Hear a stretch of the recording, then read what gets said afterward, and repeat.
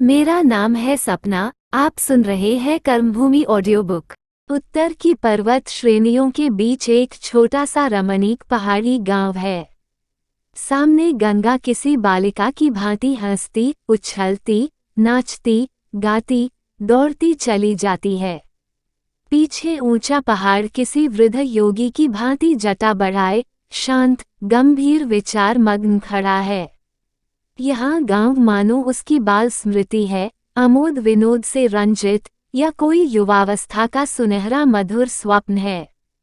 अब भी उन स्मृतियों को हृदय में सुलाए हुए उस स्वप्न को छाती से चिपकाए हुए है। इस गांव में मुश्किल से 20-25 झोंपड़े होंगे। पत्थर के शेडों को तले ऊपर रखकर दीवारें बना ली गई हैं। उन पर छप्पर डाल दिया गया है। द्वारों पर बनकट की तख्तियां हैं। इनकी काबुकों में इस गांव की जनता अपने अपने गाय बैलों, भेड़ बकरियों को लिए अनंत से विश्राम करती चली आती है। एक दिन संध्या समय एक सावला सा, दुबला पतला युवक मोटा कुर्ता, ऊंची धोती और चमरौधे जूते पहने, कंधे पर लुटिया डोर रखे, बगल में एक पोटली दबाए इस गांव में आया और एक बुढ़िया से पूछा, क्यों माता, यहाँ परदेशी को रात भर रहने का ठिकाना मिल जाएगा। बुढ़िया सिर पर लकड़ी का गट्ठा रखे एक बूढ़ी गाय को हार की ओर से हाँकती चली आती थी। युवक को सिर से पांव तक देखा, पसीने में तर सिर और मुंह पर गर्द जमी हुई, आंखें भूखी, मानो जीवन में कोई आश्रय पूछता फिरता हो। दयार्द्र होकर बोली, यहाँ तो सब रैदास रहते हैं भैया। अमरकांत इसी भांति महीनों से देहातों का चक्कर लगाता चला आ रहा है। लगभग 50 छोटे बड़े गांवों को वह देख चुका है। कितने ही आदमियों से उसकी जान पहचान हो गई है, कितने ही उसके सहायक हो गए हैं, कितने ही भक्त बन गए हैं।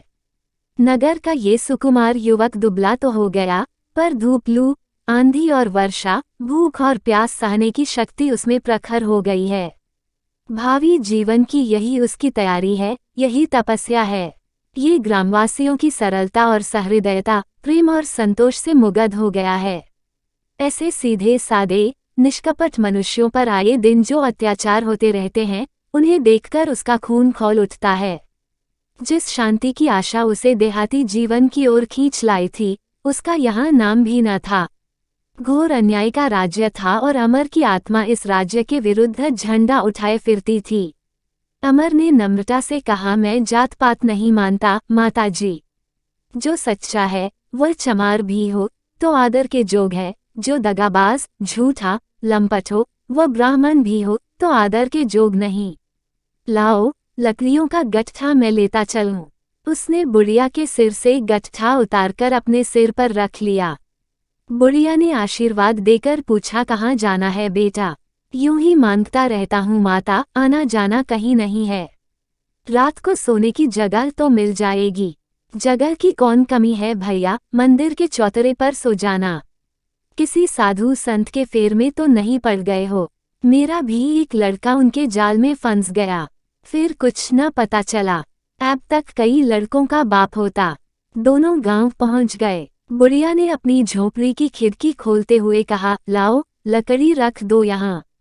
थक गए हो, थोड़ा सा दूध रखा है, पी लो। और सब गोरू तो मर गए बेटा, यही गाय रह गई है, एक पाव भर दूध देती है। खाने को तो पाती नहीं, दूध कहाँ से दे। अमर ऐसे सरल स्नेह के प्रसाद को अस्वीकार न कर सका। झोपड़ी में गया तो उसका हृदय कांप उठा, मानो दरिद्रता छाती पीट पीट कर रो रही है और हमारा उन्नत समाज विलास में मग्न है। उसे रहने को बंगला चाहिए, सवारी को मोटर। इस संसार का विध्वंस क्यों नहीं हो जाता। बुढ़िया ने दूध एक पीतल के कटोरे में उंडेल दिया और घड़ा उठाकर पानी लाने चली। अमर ने कहा, हाँ मैं खींच लाता हूँ माता, रस्सी तो कुएं पर होगी। नहीं बेटा, तुम कहाँ जाओगे पानी भरने। एक रात के लिए आ गए तो मैं तुमसे पानी भराऊं। बुढ़िया हाँ करती रह गई। अमरकांत घड़ा लिए कुएं पर पहुंच गया। बुढ़िया से न रहा गया, वह भी उसके पीछे पीछे गई। कुएं पर कई औरतें पानी खींच रही थीं। अमरकांत को देखकर एक युवती ने पूछा, कोई पाहुने हैं क्या सलोनी काकी। बुढ़िया हंसकर बोली, पाहुने ना होते तो पानी भरने कैसे आते? तेरे घर भी पाहुने ऐसे आते हैं। युवती ने तिरछी आंखों से अमर को देखकर कहा, हमारे पाहुने तो अपने हाथ से पानी भी नहीं पीते काकी। ऐसे भोले भाले पाहुने को मैं अपने घर ले जाऊंगी। अमरकांत का कलेजा धक से हो गया। वो युवती वही मुन्नी थी जो खून के मुकदमे से बरी हो गई थी। वो अब उतनी दुर्बल, उतनी चिंतित नहीं है। रूप में माधुर्य है, अंगों में विकास, मुख पर हास्य की मधुर छवि। आनंद जीवन का तत्व है। वो अतीत की परवाह नहीं करता, पर शायद मुन्नी ने अमरकांत को नहीं पहचाना। उसकी सूरत इतनी बदल गई है। शहर का सुकुमार युवक देहात का मजूर हो गया है। अमर ने झेपते हुए कहा, मैं पाहुना नहीं हूँ देवी, परदेसी हूँ। आज इस गांव में आ निकला, इस नाते सारे गांव का अतिथि हूँ। युवती ने मुस्कराकर कहा, तब 1-2 घड़ी से पिंड न छूटेगा। 200 घड़े भरने पड़ेंगे, नहीं तो घड़ा इधर बढ़ा दो। झूठ तो नहीं कहती काकी। उसने अमरकांत के हाथ से घड़ा ले लिया और चट फंदा लगा, कुएं में डाल, बात की बात में घड़ा खींच लिया। अमरकांत घड़ा लेकर चला गया तो मुन्नी ने सलोनी से कहा, किसी भले घर का आदमी है काकी। देखा कितना शर्माता था। मेरे यहाँ से अचार मंगवा लीजिए, आटा बाटा तो है। सलोनी ने कहा, बाजरे का है, गेहूं कहाँ से लाती? तो मैं आटा लिए आती हूँ।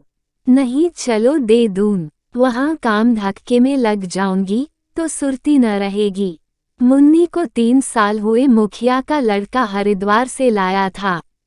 1 सप्ताह से एक धर्मशाला के द्वार पर जीर्ण दशा में पड़ी थी। बड़े बड़े आदमी धर्मशाले में आते थे, सैकड़ों हजारों दान करते थे, पर इस दुखिया पर किसी को दया न आती थी। वह चमार युवक जूते बेचने आता था, इस पर उसे दया आ गई। गाड़ी पर लादकर घर लाया। दवा दारू होने लगी। चौधरी बिगड़े, यह मुर्दा क्यों लाया? पर युवक बराबर दौड़ धूप करता रहा। वहाँ डॉक्टर वैद्य कहाँ थे? भभूत और आशीर्वाद का भरोसा था। एक ओझे की तारीफ सुनी, मुर्दा को जला देता है। रात को उसे बुलाने चला। चौधरी ने कहा, दिन होने दो तब जाना। युवक ने न माना, रात को ही चल दिया। गंगा चढ़ी हुई थी, उसे पार करके जाना था। सोचा, तैरकर निकल जाऊंगा, कौन बहुत चौड़ा पाठ है। सैकड़ों ही बार इस तरह जा चुका था। निश्चिंत पानी में घुस पड़ा पर लहरें तेज थीं, पांव उखड़ गए, बहुत संभलना चाहा, पर न संभल सका। दूसरे दिन 2 कोस पर उसकी लाश मिली, एक चट्टान से चिपई पड़ी थी। उसके मरते ही मुन्नी जी उठी और तब से यही है। यही घर उसका घर है, यहाँ उसका आदर है, मान है। वो अपनी जात पात भूल गई, आचार विचार भूल गई और ऊंची जाति की ठकुराइन अछूतों के साथ अछूत बनकर आनंद पूर्वक रहने लगी। वह घर की मालकिन थी। बाहर का सारा काम वह करती, भीतर की रसोई, पानी कूटना पीटना दोनों देवरानियां करती थीं। वह बाहरी न थी, चौधरी की बड़ी बहू हो गई थी। सलोनी को ले जाकर मुन्नी ने एक थाल में आटा, अचार और दही रख दिया, पर सलोनी को ये लेकर घर में जाते ला जाती थी। पाहुना द्वार पर बैठा हुआ है, सोचेगा इसके घर में आटा भी नहीं है, जरा और अंधेरा हो जाए तो जाऊं। मुन्नी ने पूछा, क्या सोचती हो काकी? सोचती हूँ जरा और अंधेरा हो जाए तो जाऊं। वो अपने मन में क्या कहेगी? चलो मैं पहुंचा देती हूँ। कहेगा क्या? क्या समझता है यहाँ धन ना सेठ बसते हैं? मैं तो कहती हूँ देख लेना, वह बाजरे की ही रोटियां खाएगा, गेहूं की छुएगा भी नहीं। दोनों पहुंच गईं तो देखा अमरकांत द्वार पर झाड़ू लगा रहा है। महीनों से झाड़ू न लगी थी। मालूम होता था उलझे बिखरे बालों पर कंघी कर दी गई है। सलोनी थाली लेकर जल्दी से भीतर चली गई। मुन्नी ने कहा, अगर ऐसी मेहमानी करोगे तो यहाँ से कभी न जाने पाओगे। उसने अमर के पास जाकर उसके हाथ से झाड़ू छीन ली। अमर ने कूड़े को पैरों से एक जगह बटोरकर कहा, सफाई हो गई तो द्वार कैसा अच्छा लगने लगा। कल चले जाओगे तो यह बातें याद आएंगी। परदेसियों का क्या विश्वास, फिर इधर क्यों आओगे। मुन्नी के मुख पर उदासी छा गई। जब कभी इधर आना होगा तो तुम्हारे दर्शन करने अवश्य आऊंगा। ऐसा सुंदर गांव मैंने कभी नहीं देखा। नदी, पहाड़, जंगल, इसकी भी छटा निराली है। जी चाहता है यहीं रह जाऊं और कहीं जाने का नाम न लूं। मुन्नी ने उत्सुकता से कहा, तो यही रह क्यों नहीं जाते। मगर फिर कुछ सोचकर बोली, तुम्हारे घर में और लोग भी तो होंगे, वो तुम्हें यहाँ क्यों रहने देंगे। मेरे घर में ऐसा कोई नहीं है जिसे मेरे मरने जीने की चिंता हो। मैं संसार में अकेला हूँ। मुन्नी आग्रह करके बोली, तो यहीं रह जाओ। कौन भाई हो तुम। ये तो मैं बिल्कुल भूल गया भाभी। जो बुलाकर प्रेम से एक रोटी खिला दे वही मेरा भाई है। तो कल मुझे आ लेने देना। ऐसा न हो चुपके से भाग जाओ। अमरकांत ने झोपड़ी में आकर देखा तो बुढ़िया चूल्हा जला रही थी। गीली लकड़ी, आग न जलती थी। पोपले मुंह में फूंक न थी। अमर को देखकर बोली, तुम यहाँ धुएं में कहाँ आ गए बेटा, जाकर बाहर बैठो। ये चटाई उठा ले जाओ। अमर ने चूल्हे के पास आकर कहा, तू हट जा, मैं जलाए देता हूँ। सलोनी ने स्नेहमय कठोरता से कहा, तू बाहर क्यों नहीं जाता। मर्दों का तो इस तरह रसोई में घुसना अच्छा नहीं लगता। बुढ़िया डर रही थी कि कहीं अमरकांत दो प्रकार के आटे को न देख ले। शायद वो उसे दिखाना चाहती थी कि मैं भी गेहूं का आटा खाती हूँ। अमर यह रहस्य क्या जाने, बोला, अच्छा तो आटा निकाल दे, मैं गूंथ दूं। सलोनी ने हैरान होकर कहा, तू कैसा लड़का है भाई, बाहर जाकर क्यों नहीं बैठता। उसे वह दिन याद आए जब उसके अपने बच्चे उसे अम्मा अम्मा कहकर घेर लेते थे और वह उन्हें डांटती थी। उस उजड़े हुए घर में आज एक दिया जल रहा था, पर कल फिर वही अंधेरा हो जाएगा। वही सन्नाटा। इस युवक की ओर क्यों उसकी इतनी ममता हो रही थी। कौन जाने कहाँ से आया है, कहाँ जाएगा, पर जानते हुए भी अमर का सरल बालकों सा निष्कपट व्यवहार, उसका बार बार घर में आना और हर एक काम करने को तैयार हो जाना, उसकी सुखी मात्र भावना को सींचता हुआ सा जान पड़ता था, मानो अपने ही सिधारे हुए बालकों की प्रतिध्वनि कहीं दूर से उसके काड़े में आ रही है। एक बालक लालटेन लिए कंधे पर दरी रखे आया और दोनों चीजें उसके पास रखकर बैठ गया। अमर ने पूछा, दरी कहाँ से लाए। काकी ने तुम्हारे लिए भेजी है। वही काकी जो अभी आई थी। अमर ने प्यार से उसके सिर पर हाथ फेरकर कहा, अच्छा तुम उनके भतीजे हो। तुम्हारी काकी कभी तुम्हें मारती तो नहीं। बालक सिर हिलाकर बोला, कभी नहीं, वह तो हमें खिलाती है, दुर्जन को नहीं खिलाती, वह बड़ा बदमाश है। अमर ने मुस्कराकर पूछा, कहाँ पढ़ने जाते हो। बालक ने नीचे का ओठ सिकोड़ कर कहा जाए, हमें कौन पढ़ाएगा, मदरसे में कोई जाने तो देता नहीं। एक दिन दादा हम दोनों को लेकर गए थे।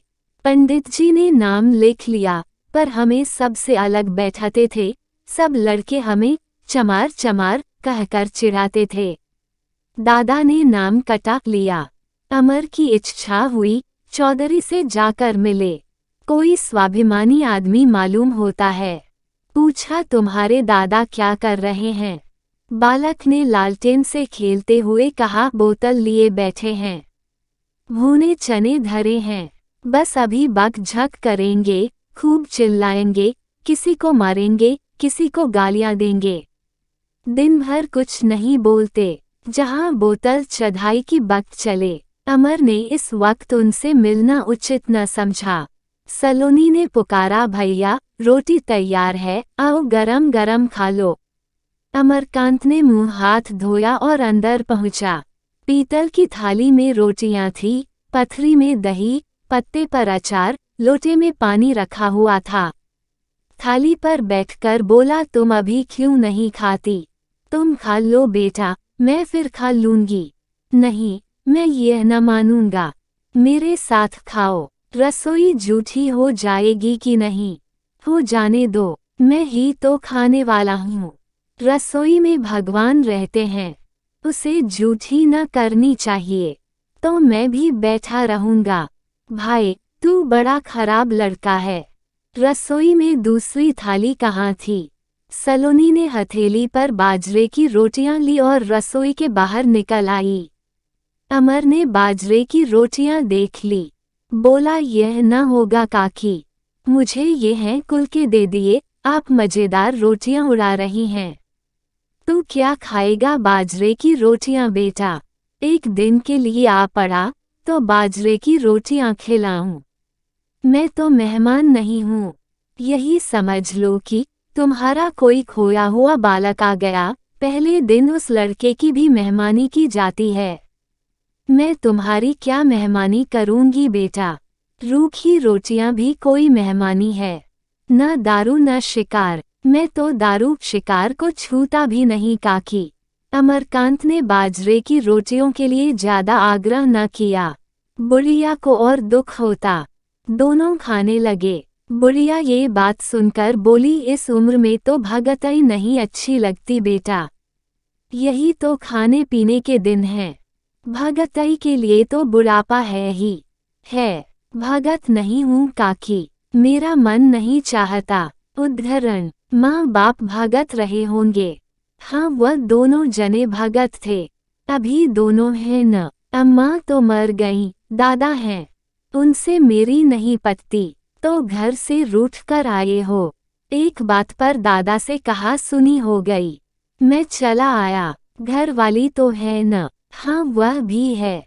बेचारी रो रो कर मरी जाती होगी। कभी चिट्ठी पत्तर लिखते हो, उसे भी मेरी परवाह नहीं है काकी।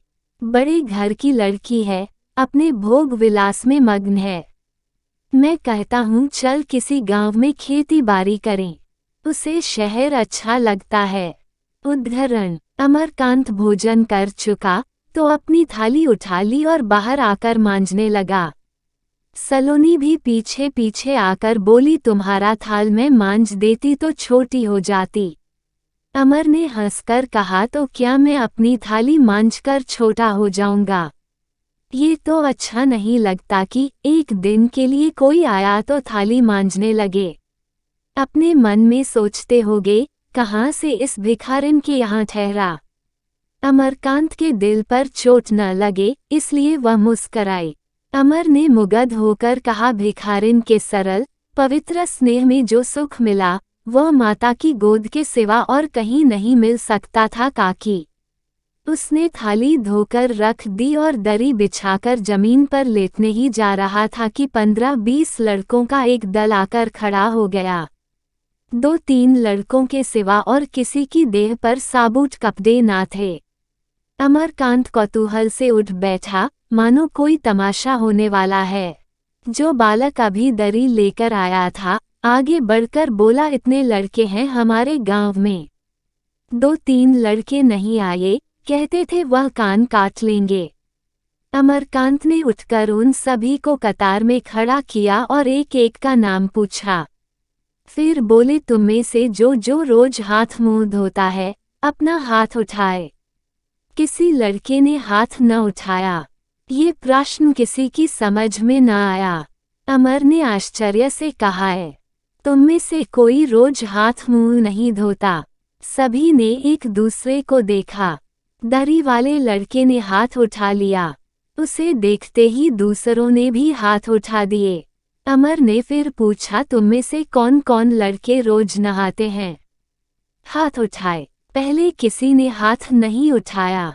फिर एक एक करके सभी ने हाथ उठा लिए। इसलिए नहीं कि सभी रोज नहाते थे, बल्कि इसलिए कि वह दूसरों से पीछे न रहें। सलोनी खड़ी थी, बोली, तू तो महीने भर से नहीं नहाता रे जंगलिया, तू क्यों हाथ उठाए हुए है? जंगलिया ने अपमानित होकर कहा। तो गूदड़ ही कौन रोज नहाता है? भुलई, पुन्नू घसीटे, कोई भी तो नहीं नहाता। सभी एक दूसरे की कलाई खोलने लगे। अमर ने डांटा, अच्छा, आपस में लड़ो मत। मैं एक बात पूछता हूँ, उसका जवाब दो। रोज मुंह हाथ धोना अच्छी बात है या नहीं? सभी ने कहा, अच्छी बात है। मुंह से कहते हो या दिल से? दिल से। उद्धरण, बस जाओ, मैं 10-5 दिन में फिर आऊंगा और देखूंगा कि किन लड़कों ने झूठा वायदा किया था, किसने सच्चा। लड़के चले गए तो अमर लेटा। 3 महीने से लगातार घूमते घूमते उसका जी उब गया था। कुछ विश्राम करने को जी चाहता था। क्यों न वह इसी गांव में टिक जाए। यहाँ उसे कौन जानता है। यही उसका छोटा सा घर बन गया।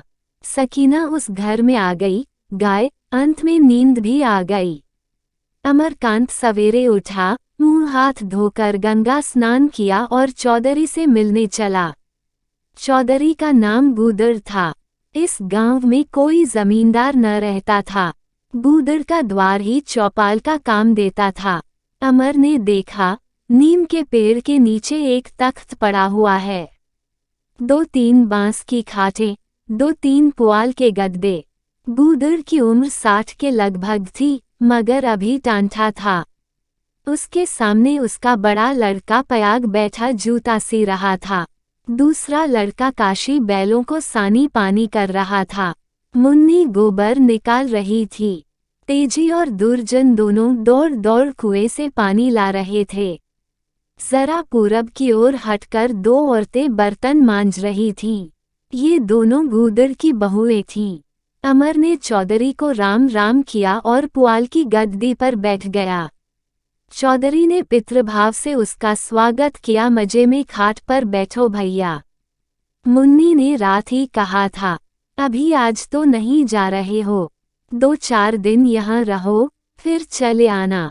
मुन्नी तो कहती थी, तुमको कोई काम मिल जाए तो यहाँ टिक जाओगे। अमर ने सकुचाते हुए कहा, हाँ, कुछ विचार तो ऐसा मन में आया था। गूदड़ ने नारियल से धुआं निकालकर कहा, काम की कौन कमी है? घास भी काट लो तो रोज की मजूरी हो जाए। नहीं, जूते का काम है। तल्लियां बनाओ, चरसे बनाओ, मेहनत करने वाला आदमी भूखा नहीं मरता। ढेले की मजूरी कहीं नहीं गई। ये देखकर कि अमर को इन दोनों में कोई तजवीज पसंद नहीं आई, उसने एक तीसरी तजवीज पेश की, खेती बाड़ी की इच्छा हो तो खेती कर लो। सलोनी भाभी के खेत हैं, तब तक वही जोतते। पयाग ने सूजा चलाते हुए कहा, खेती की झंझट में न पड़ना भैया। चाहे खेत में कुछ हो या न हो, लगान जरूर दो। कभी ओला पाला, कभी सूखा मुड़ा, एक न एक बला सिर पर सवार रहती है। उस पर कहीं बैल मर गया या खलिहान में आग लग गई तो सब कुछ स्वाहा। घास सबसे अच्छी, न किसी के नौकर, न चाकर, न किसी का लेना न देना। सवेरे खुरपी उठाए और दोपहर तक लौटाए। काशी बोला, मजूरी मजूरी है, किसानी किसानी है। मजूर लाख हो तो मजूर कहलाएगा। सिर पर घास लिए चले जा रहे हैं। कोई इधर से पुकारता है, ओ घास वाले, कोई उधर से। किसी की मेद पर घास कर लो तो गालियां मिलें।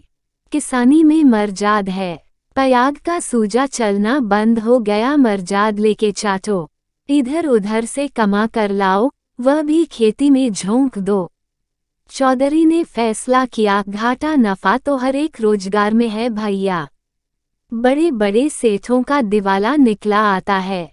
खेती के बराबर कोई रोजगार नहीं जो कमाई और तकदीर अच्छी हो। तुम्हारा यहाँ भी नजराने का यही हाल है भैया। अमर बोला, हाँ दादा, सभी जगह यही हाल है, कहीं ज्यादा कहीं कम। सभी गरीबों का लहू चूसते हैं। चौधरी ने स्नेह का सहारा लिया। भगवान ने छोटे बड़े का भेद क्यों लगा दिया, इसका मरम समझ में नहीं आता। उनके तो सभी लड़के हैं, फिर सबको एक आंख से क्यों नहीं देखता। पयाग ने शंका समाधान की पूर्व जन्म का संस्कार है। जिसने जैसे कर्म किए वैसे फल पा रहा है। चौधरी ने खंडन किया, ये सब मन को समझाने की बातें हैं बेटा, जिसमें गरीबों को अपनी दशा पर संतोष रहे और अमीरों के राग रंग में किसी तरह की बाधा ना पड़े। लोग समझते रहें कि भगवान ने हमको गरीब बना दिया, आदमी का क्या दोष, पर यह कोई न्याय नहीं है कि हमारे बाल बच्चे तक काम में लगे रहें और पेट भर भोजन न मिले और एक एक अफसर को 10-10 हजार की तलब मिले। 10 तोड़े रुपये हुए, गधे से भी न उठे। अमर ने मुस्करा कर कहा, तुम तो दादा नास्तिक हो। चौधरी ने दीनता से कहा, बेटा चाहे नास्तिक का हो चाहे मूर्ख का हो, पर दिल पर चोट लगती है तो मुंह से आह निकलती है। तुम तो पढ़े लिखे हो जी। हाँ कुछ पढ़ा तो हूँ। अंग्रेजी तो ना पढ़ी होगी। नहीं, कुछ अंग्रेजी भी पढ़ी है। चौधरी प्रसन्न होकर बोले, तब तो भैया हम तुम्हें न जाने देंगे। बाल बच्चों को बुला लो और यहीं रहो, हमारे बाल बच्चे भी कुछ पढ़ जाएंगे, फिर शहर भेज देंगे, वहाँ जात बिरादरी कौन पूछता है। लिख दिया, हम छत्तरी हैं। अमर मुस्कुराया और जो पीछे से खुल गया। चौधरी का जवाब तैयार था, तो हम कह देंगे हमारे पूर्वज छत्तरी थे, हालांकि अपने को छत्तरी वंश कहते ला जाती है। सुनते हैं, छत्री लोगों ने मुसलमान बादशाहों को अपनी बेटियां ब्याह थीं। अभी कुछ जलपान तो न किया होगा भैया। कहाँ गया तेजा? जा, बहू से कुछ जलपान करने को लिया। भैया, भगवान का नाम लेकर यहीं टिक जाओ। 3-4 बीघे जमीन सलोनी के पास है, 2 बीघे हमारे साझे में ले लेना, इतना बहुत है। भगवान दे तो खाए न चुके। लेकिन जब सलोनी बुलाई गई और उससे चौधरी ने ये प्रस्ताव किया तो वह बिचक उठी। कठोर मुद्रा से बोली, तुम्हारी मनसा है अपनी जमीन इनके नाम करा दूं और मैं हवा खाई तो? चौधरी ने हंसकर कहा, नहीं नहीं, जमीन तेरे ही नाम रहेगी पगली। ये तो खाली जोतेंगे, यही समझ ले कि तू इन्हें बटाई पर दे रही है। सलोनी ने कानों पर हाथ रखकर कहा, भैया अपनी जगह जमीन मैं किसी के नाम नहीं लिखती। यूं हमारे पाहुने हैं, 2-4-10 दिन रहें, मुझसे जो कुछ होगा सेवा सत्कार करूंगी। तुम बटाई पर लेते हो तो ले लो। जिसको कभी देखा ना कभी सुना, ना जान ना पहचान, उसे कैसे बटाई पर दे दूं? पयाग ने चौधरी की ओर तिरस्कार भाव से देखकर कहा, भर गया मन, या अभी नहीं? कहते हो औरतें तो मूर्ख होती हैं, ये चाहे हमको तुमको खड़े खड़े बेच लावें। सलोनी काकी मुंह की ही मीठी है। सलोनी तिनक उठी, हाँ जी, तुम्हारे कहने से पुरखों की जमीन छोड़ दूं। मेरे ही पेट का लड़का मुझको चराने चला है। काशी ने सलोनी का पक्ष लिया, ठीक तो कहती है, बेजाने सुने आदमी को अपनी जमीन कैसे सौंप दे। अमरकांत को इस विवाद में दार्शनिक आनंद आ रहा था। मुस्करा कर बोला, हाँ काकी, तुम ठीक कहती हो, परदेसी आदमी का क्या भरोसा। मुन्नी भी द्वार पर खड़ी यह बातें सुन रही थी। बोली, पगला गई हो क्या काकी? तुम्हारे खेत कोई सिर पर उठा ले जाएगा, फिर हम लोग तो हैं ही। जब तुम्हारे साथ कोई कपट करेगा तो हम पूछेंगे नहीं। किसी भड़के हुए जानवर को बहुत से आदमी घेरने लगते हैं तो वह और भड़क जाता है। सलोनी समझ रही थी, ये सब के सब मिलकर मुझे लुटवाना चाहते हैं। एक बार नहीं करके फिर हाँ ना की, वेग से चल खड़ी हुई। पयाग बोला, चुड़ैल है चुड़ैल। अमर ने खिसिया कर कहा, तुमने नाहक उससे कहा दादा।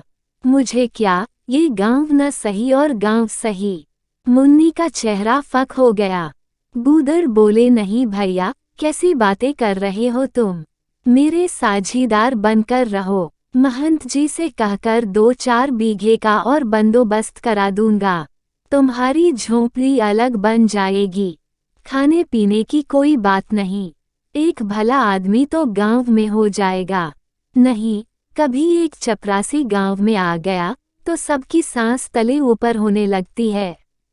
आधे घंटे में सलोनी फिर लौटी और चौधरी से बोली, तुम ही मेरे खेत बटाई पर क्यों नहीं ले लेते? चौधरी ने मुड़कर कहा, मुझे नहीं चाहिए, धरे रह अपने खेत। सलोनी ने अमर से अपील की, भैया तुम ही सोचो, मैंने कुछ बेजा कहा। बेजाने सुने किसी को कोई अपनी चीज दे देता है। अमर ने सांत्वना दी, नहीं काकी, तुमने बहुत ठीक किया, इस तरह विश्वास कर लेने से धोखा हो जाता है। सलोनी को कुछ ढाढ़स हुआ तुमसे तो बेटा मेरी रात भर की जान पहचान है ना। जिसके पास मेरे खेत आजकल हैं वह तो मेरा ही भाई बंद है। उससे छीनकर तुम्हें दे दूं तो वह अपने मन में क्या कहेगा? सोचो, अगर मैं अनुचित कहती हूँ तो मेरे मुंह पर थप्पड़ मारो। वह मेरे साथ बेईमानी करता है ये जानती हूँ, पर है तो अपना ही हाड़ मांस। उसके मुंह की रोटी छीनकर तुम्हें दे दूं तो तुम मुझे भला कहोगे? बोलो। सलोनी ने ये दलील खुद सोच निकाली थी या किसी और ने सुझा दी थी, पर इसने गूदड़ को लाजवाब कर दिया। 2 महीने बीत गए। पूस की ठंडी रात काली कमली ओढ़े पड़ी हुई थी। ऊंचा पर्वत किसी विशाल महत्वाकांक्षी कई भांति तारिकाओं का मुकुट पहने खड़ा था। झोपड़ियां जैसे उसकी वह छोटी छोटी अभिलाषाएं थीं जिन्हें वह ठुकरा चुका था। अमरकांत की झोपड़ी में एक लालटेन जल रही है। पाठशाला खुली हुई है। 15-20 लड़के खड़े अभिमन्यु की कथा सुन रहे हैं। अमर खड़ा वह कथा सुना रहा है। सभी लड़के कितने प्रसन्न हैं। उनके पीले चेहरे चमक रहे हैं, आंखें जगमगा रही हैं। शायद वे अभिमन्यु जैसे वीर वैसे ही कर्तव्यपरायण होने का स्वप्न देख रहे हैं।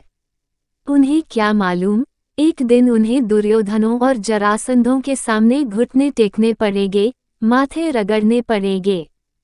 कितनी बार वे चक्रव्यूहों से भागने की चेष्टा करेंगे और भाग न सकेंगे। गूदड़ चौधरी चौपाल में बोतल और कुंजी लिए कुछ देर तक विचार में डूबे बैठे रहे। फिर कुंजी फेंक दी, बोतल उठाकर आले पर रख दी और मुन्नी को पुकारकर कहा, अमर भैया से कह आकर खाना खा ले। इस भले आदमी को जैसे भूख ही नहीं लगती, पहर रात गई तक खाने पीने की सुधि नहीं। मुन्नी न बोतल की ओर देखकर कहा, तुम जब तक पी लो, मैंने तो इसलिए नहीं बुलाया। गूदड़ ने अरुचि से कहा, आज तो पीने को जी नहीं चाहता बेटी। कौन बड़ी अच्छी चीज है। मुन्नी आश्चर्य से चौधरी की ओर ताकने लगी। उसे आए यहाँ 3 साल से अधिक हुए। कभी चौधरी को नागा करते नहीं देखा, कभी उनके मुंह से ऐसी विराग की बात नहीं सुनी। सशंक होकर बोली, आज तुम्हारा जी अच्छा नहीं है क्या दादा? चौधरी ने हंसकर कहा, जी क्यों नहीं अच्छा है। मंगाई तो थी पीने ही के लिए, पर अब जी नहीं चाहता। अमर भैया की बात आज मेरे मन में बैठ गई। कहते हैं जहाँ 100 में 80 आदमी भूख हों मरते हों, वहाँ दारू पीना गरीब का रक्त पीने के बराबर है।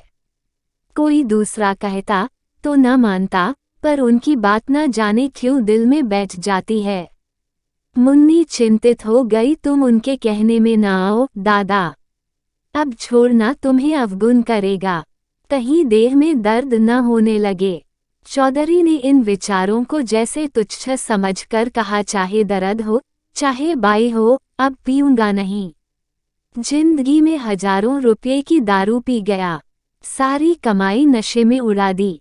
उतने रुपये से कोई उपकार का काम करता तो गांव का भला होता और यश भी मिलता। मूर्ख को इसी से बुरा कहा है। साहब लोग सुना है बहुत पीते हैं, पर उनकी बात निराली है, यहाँ राज करते हैं। लूट का धन मिलता है, वह न पिए तो कौन पिए। देखती है अब काशी और प्रयाग को भी कुछ लिखने पढ़ने का चस्का होने लगा है।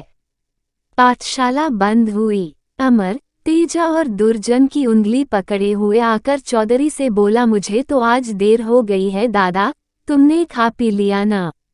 चौधरी स्नेह में डूब गए। हाँ और क्या, मैं ही तो पहर रात से जुटा हुआ है, मैं ही तो जूते लेकर ऋषिकेश गया था।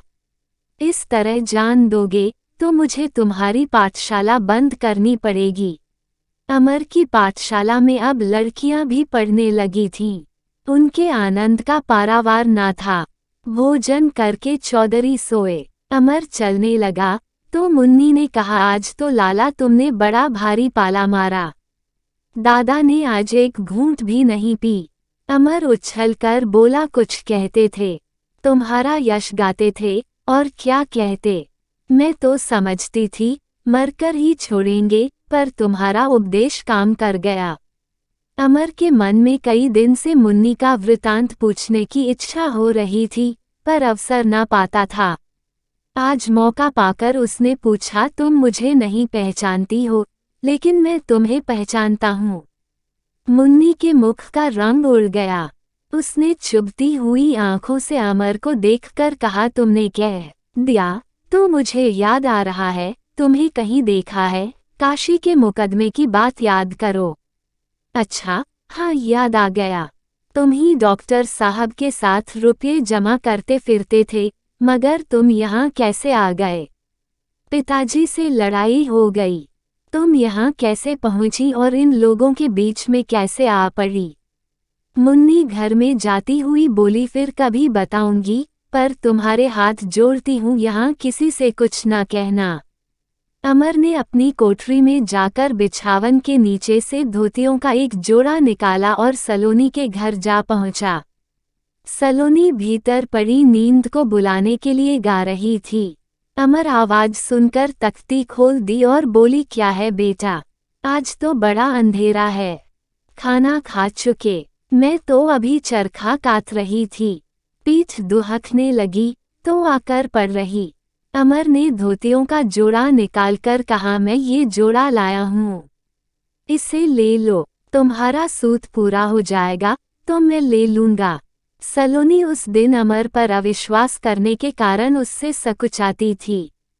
ऐसे भले आदमी पर उसने क्यों अविश्वास किया? लजाती हुई बोली, अभी तुम क्यों लाए भैया? सूत कट जाता तो ले आते। अमर के हाथ में लालटेन थी। बुढ़िया ने जोड़ा ले लिया और उसकी तहों को खोलकर ललचाई हुई आंखों से देखने लगी। सहसा वह बोल उठी, ये तो दो है बेटा, मैं दो लेकर क्या करूंगी? एक तुम लेते जाओ। अमरकांत ने कहा, तुम दोनों रख लो काकी, एक से कैसे काम चलेगा? सलोनी को अपने जीवन के सुनहरे दिनों में भी दो धोतियां मयस्सर न हुई थी। पति और पुत्र के राज में भी एक धोती से ज्यादा कभी न मिली, और आज ऐसी सुंदर दो दो साड़ियां मिल रही हैं, जबरदस्ती दी जा रही हैं। उसके अंतकरण से मानो दूध की धारा बहने लगी। उसका सारा वैधव्य, सारा मातृत्व आशीर्वाद बनकर उसके एक एक रोम को स्पंदित करने लगा। अमरकांत कोठरी से बाहर निकल आया। सलोनी रोती रही। अपनी झोपड़ी में आकर कुछ अनिश्चित दशा में खड़ा रहा। फिर अपनी डायरी लिखने बैठ गया। उसी वक्त चौधरी के घर का द्वार खुला और मुन्नी कलसा लिए पानी भरने निकली। इधर लालटेन जलती देखकर वह इधर चली आई और द्वार पर खड़ी होकर बोली, अभी सोए नहीं लाला, रात तो बहुत हो गई। अमर बाहर निकलकर बोला, हाँ, अभी नींद नहीं आई। क्या पानी नहीं था? हाँ, आज सब पानी उठ गया। अब जो प्यास लगी तो कहीं एक बूंद नहीं। लाओ मैं खींच ला दून। तुम इस अंधेरी रात में कहाँ आओगी? अंधेरी रात में शहर वालों को डर लगता है, हम तो गांव के हैं। नहीं मुन्नी, मैं तुम्हें न जाने दूंगा। तो क्या मेरी जान तुम्हारी जान से प्यारी है? मेरी जैसी 1,00,000 जानें तुम्हारी जान पर न्यौछावर हैं। मुन्नी ने उसकी ओर अनुरक्त नेत्रों से देखा, तुम्हें भगवान ने महरिया क्यों नहीं बनाया लाला? इतना कोमल हृदय तो किसी मर्द का नहीं देखा। मैं तो कभी कभी सोचती हूँ तुम यहाँ न आते तो अच्छा होता। अमर मुस्कराकर बोला, मैंने तुम्हारे साथ बुराई की है मुन्नी? मुन्नी कांपते हुए स्वर में बोली, बुराई नहीं की। जिस अनाथ बालक का कोई पूछने वाला ना हो, उसे गोद और खिलौनों और मिठाइयों का चस्का डाल देने में क्या बुराई नहीं है। ये सुख पाकर क्या वह बिना लाड़ प्यार के रह सकता है? अमर ने करुण स्वर में कहा, अनाथ तो मैं था मुन्नी, तुमने मुझे गोद और प्यार का चस्का डाल दिया। मैंने तो रो रो कर तुम्हें दुखी किया है। मुन्नी ने कलसा जमीन पर रख दिया और बोली, मैं तुमसे बातों में न जीतूंगी लाला, लेकिन तुम न थे जब मैं बड़े आनंद से थी। घर का धंधा करती थी, रूखा सूखा खाती थी और सोती रहती थी। तुमने मेरा वह सुख छीन लिया। अपने मन में कहते होंगे, बड़ी निर्लज नारी है। कहो, जब मर्द औरत हो जाए तो औरत को मर्द बनना ही पड़ेगा। जानती हूँ तुम मुझसे भागे भागे फिरते हो, मुझसे गला छुड़ाते हो। ये भी जानती हूँ तुम्हें पा नहीं सकती। मेरे ऐसे भाग्य कहाँ, पर छोड़ेगी नहीं। मैं तुमसे और कुछ नहीं मांगती, बस इतना ही चाहती हूँ कि तुम मुझे अपना समझो। मुझे मालूम है कि मैं भी स्त्री हूँ, मेरे सिर पर भी कोई है, मेरी जिंदगी भी किसी के काम आ सकती है। अमर ने अब तक मुन्नी को उसी तरह देखा था जैसे हर एक युवक किसी सुंदरी युवती को देखता है, प्रेम से नहीं केवल रसिक भाव से, पर इस आत्मसमर्पण ने उसे विचलित कर दिया। दुधारू गाय के भरे हुए थनों को देखकर हम प्रसन्न होते हैं, इनमें कितना दूध होगा, केवल उसकी मात्रा का भाव हमारे मन में आ जाता है। हम गाय को पकड़कर दूहने के लिए तैयार नहीं हो जाते, लेकिन कटोरे में दूध का सामने आ जाना दूसरी बात है। अमर ने दूध के कटोरे की ओर हाथ बढ़ा दिया, आओ हम तुम कहीं चले चले मुन्नी, वहाँ मैं कहूँगा यह मेरी। मुन्नी ने उसके मुंह पर हाथ रख दिया और कुएं की ओर चल दी। अमर रमणी हृदय का यह अद्भुत रहस्य देखकर स्तंभित हो गया था। सहसा मुन्नी ने पुकारा, लाला ताज़ा पानी लाई हूँ, एक लोटा लाऊं? पीने की इच्छा होने पर भी अमर ने कहा, अभी तो प्यास नहीं है मुन्नी। 3 महीने तक अमर ने किसी को खत न लिखा, कहीं बैठने की ही मोहलत न मिली। सकीना का हाल जानने के लिए हृदय तड़प तड़प कर रह जाता था। नैना की भी याद आ जाती थी, बेचारी रो रो कर मरी जाती होगी। बच्चे का हंसता हुआ फूल समा मुखड़ा याद आता रहता था, पर कहीं अपना पता ठिकाना हो तब तो खत लिखे सकीना, सलीम और नैना के नाम। सकीना का पत्र सलीम के लिफाफे में ही बंद कर दिया था। आज जवाब आ गए हैं, डाकिया अभी दे गया है। अमर गंगा तट पर एकांत में जाकर इन पत्रों को पढ़ रहा है। वह नहीं चाहता बीच में कोई बाधा हो, लड़कियां आकर पूछे किसका खत है। नैना लिखती है, भला आपको इतने दिनों के बाद मेरी याद तो आई। मैं आपको इतना कठोर न समझती थी। आपके बिना इस घर में कैसे रहती है, इसकी आप कल्पना नहीं कर सकते, क्योंकि आप हैं और मैं। 4.5 महीने और आपका एक पत्र नहीं, कुछ खबर भी नहीं। आंखों से कितने आंसू निकल गए कह नहीं सकती। रोने के सिवा आपने और काम ही क्या छोड़ा। आपके बिना मेरा जीवन इतना सूना हो जाएगा, मुझे यह मालूम न था। आपके इतने दिनों की चुप्पी का कारण मैं समझती हूँ, पर वह आपका भ्रम है भैया। आप मेरे भाई हैं, मेरे वीरन हैं। राजा हों तो मेरे भाई हैं, रंक हों तो मेरे भाई हैं। संसार आप पर हंसे, सारे देश में आपकी निंदा हो, पर आप मेरे भाई हैं। आज आप मुसलमान या ईसाई हो जाएं तो क्या आप मेरे भाई न रहोगे? जो नाता भगवान ने जोड़ दिया है, क्या उसे आप तोड़ सकते हैं? इतना बलवान मैं आपको नहीं समझती। इससे भी प्यारा और कोई नाता संसार में है, मैं नहीं समझती। माँ में केवल वात्सल्य है, बहन में क्या है नहीं कह सकती, पर वो वात्सल्य से कोमल अवश्य है। माँ अपराध का दंड भी देती है, बहन क्षमा का रूप है। भाई न्याय करे अन्याय करे, डेठी या प्यार करे, मान करे अपमान करे, बहन के पास क्षमा के सिवा और कुछ नहीं है। वो केवल उसके स्नेह की भूख ही है। जब से आप गए हैं, किताबों की ओर ताकने की इच्छा नहीं होती। रोना आता है, किसी काम में जी नहीं लगता। चरखा भी पड़ा मेरे नाम को रो रहा है। बस अगर कोई आनंद की वस्तु है तो वह मुन्नू है। वह मेरे गले का हार हो गया है, क्षण भर को भी नहीं छोड़ता। वक्त सो गया तब ये पत्र लिख सकी हूँ, नहीं उसने चित्रलिपि में वह पत्र लिखा होता जिसको बड़े बड़े विद्वान भी न समझ सकते। भाभी को अब उससे इतना स्नेह नहीं रहा। आपकी चर्चा वह कभी भूलकर भी नहीं करती। धर्म चर्चा और भक्ति से उन्हें विशेष प्रेम हो गया है। मुझसे भी बहुत कम बोलती हैं। रेणुका देवी उन्हें लेकर लखनऊ जाना चाहती थी, पर वहां नहीं गईं। एक दिन उनकी गऊ का विवाह था। शहर के हजारों देवताओं का भोज हुआ। हम लोग भी गए थे। यहाँ के गौशाला के लिए उन्होंने 10,000 रुपये दान किए हैं। अब दादाजी का हाल सुनिए। वो आजकल एक ठाकुर द्वार बनवा रहे हैं। जमीन तो पहले ही खरीद चुके थे। पत्थर जमा हो रहा है। ठाकुरा द्वारे की बुनियाद रखने के लिए राजा साहब को निमंत्रण दिया जाएगा। न जाने क्यों दादा अब किसी पर क्रोध नहीं करते, यहाँ तक कि जोर से बोलते भी नहीं। दाल में नमक तेज हो जाने पर जो थाली पटक देते थे, अब चाहे कितना ही नमक पड़ जाए, बोलते भी नहीं। सुनती हूँ असामियों पर भी उतनी सख्ती नहीं करते। जिस दिन बुनियाद पड़ेगी, बहुत से आदमियों का बकाया माफ भी करेंगे।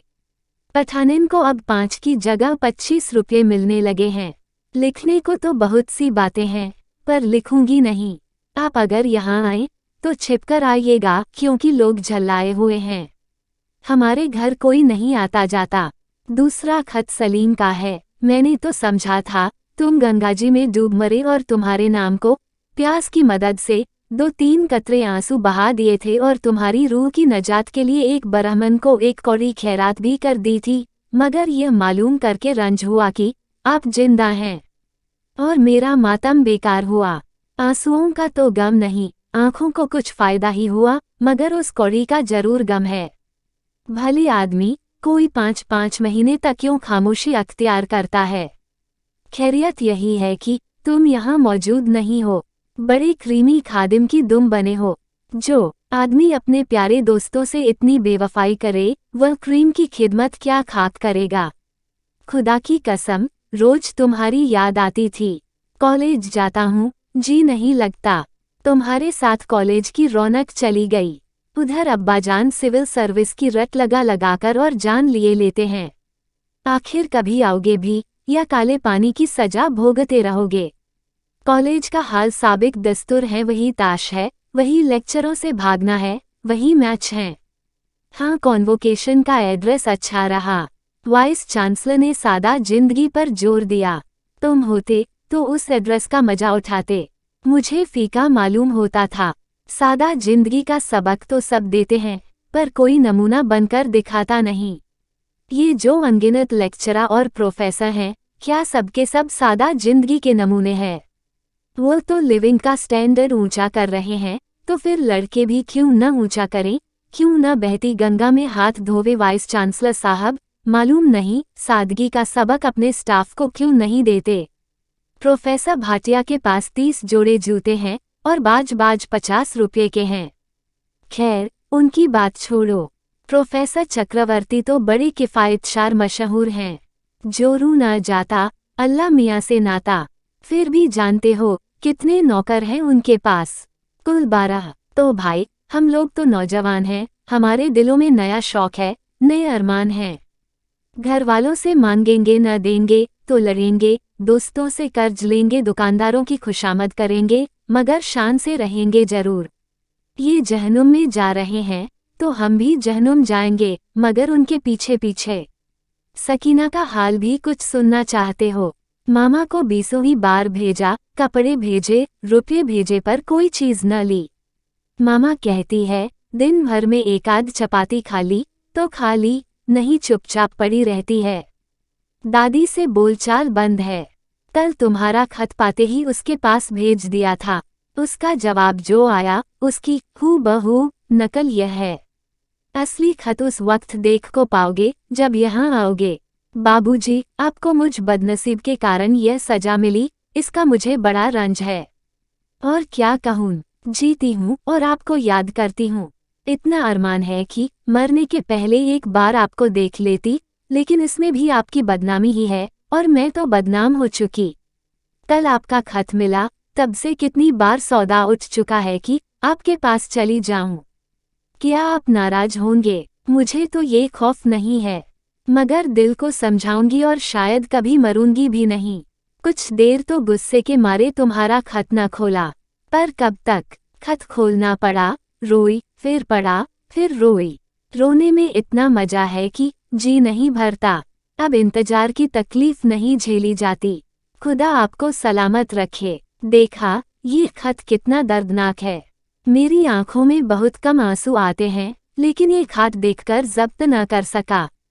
कितने खुशनसीब हो तुम। अमर ने सिर उठाया तो उसकी आंखों में नशा था, वो नशा जिसमें आलस्य नहीं, स्फूर्ति है, लालिमा नहीं, दीप्ति है, उन्माद नहीं, विस्मृति नहीं, जागृति है।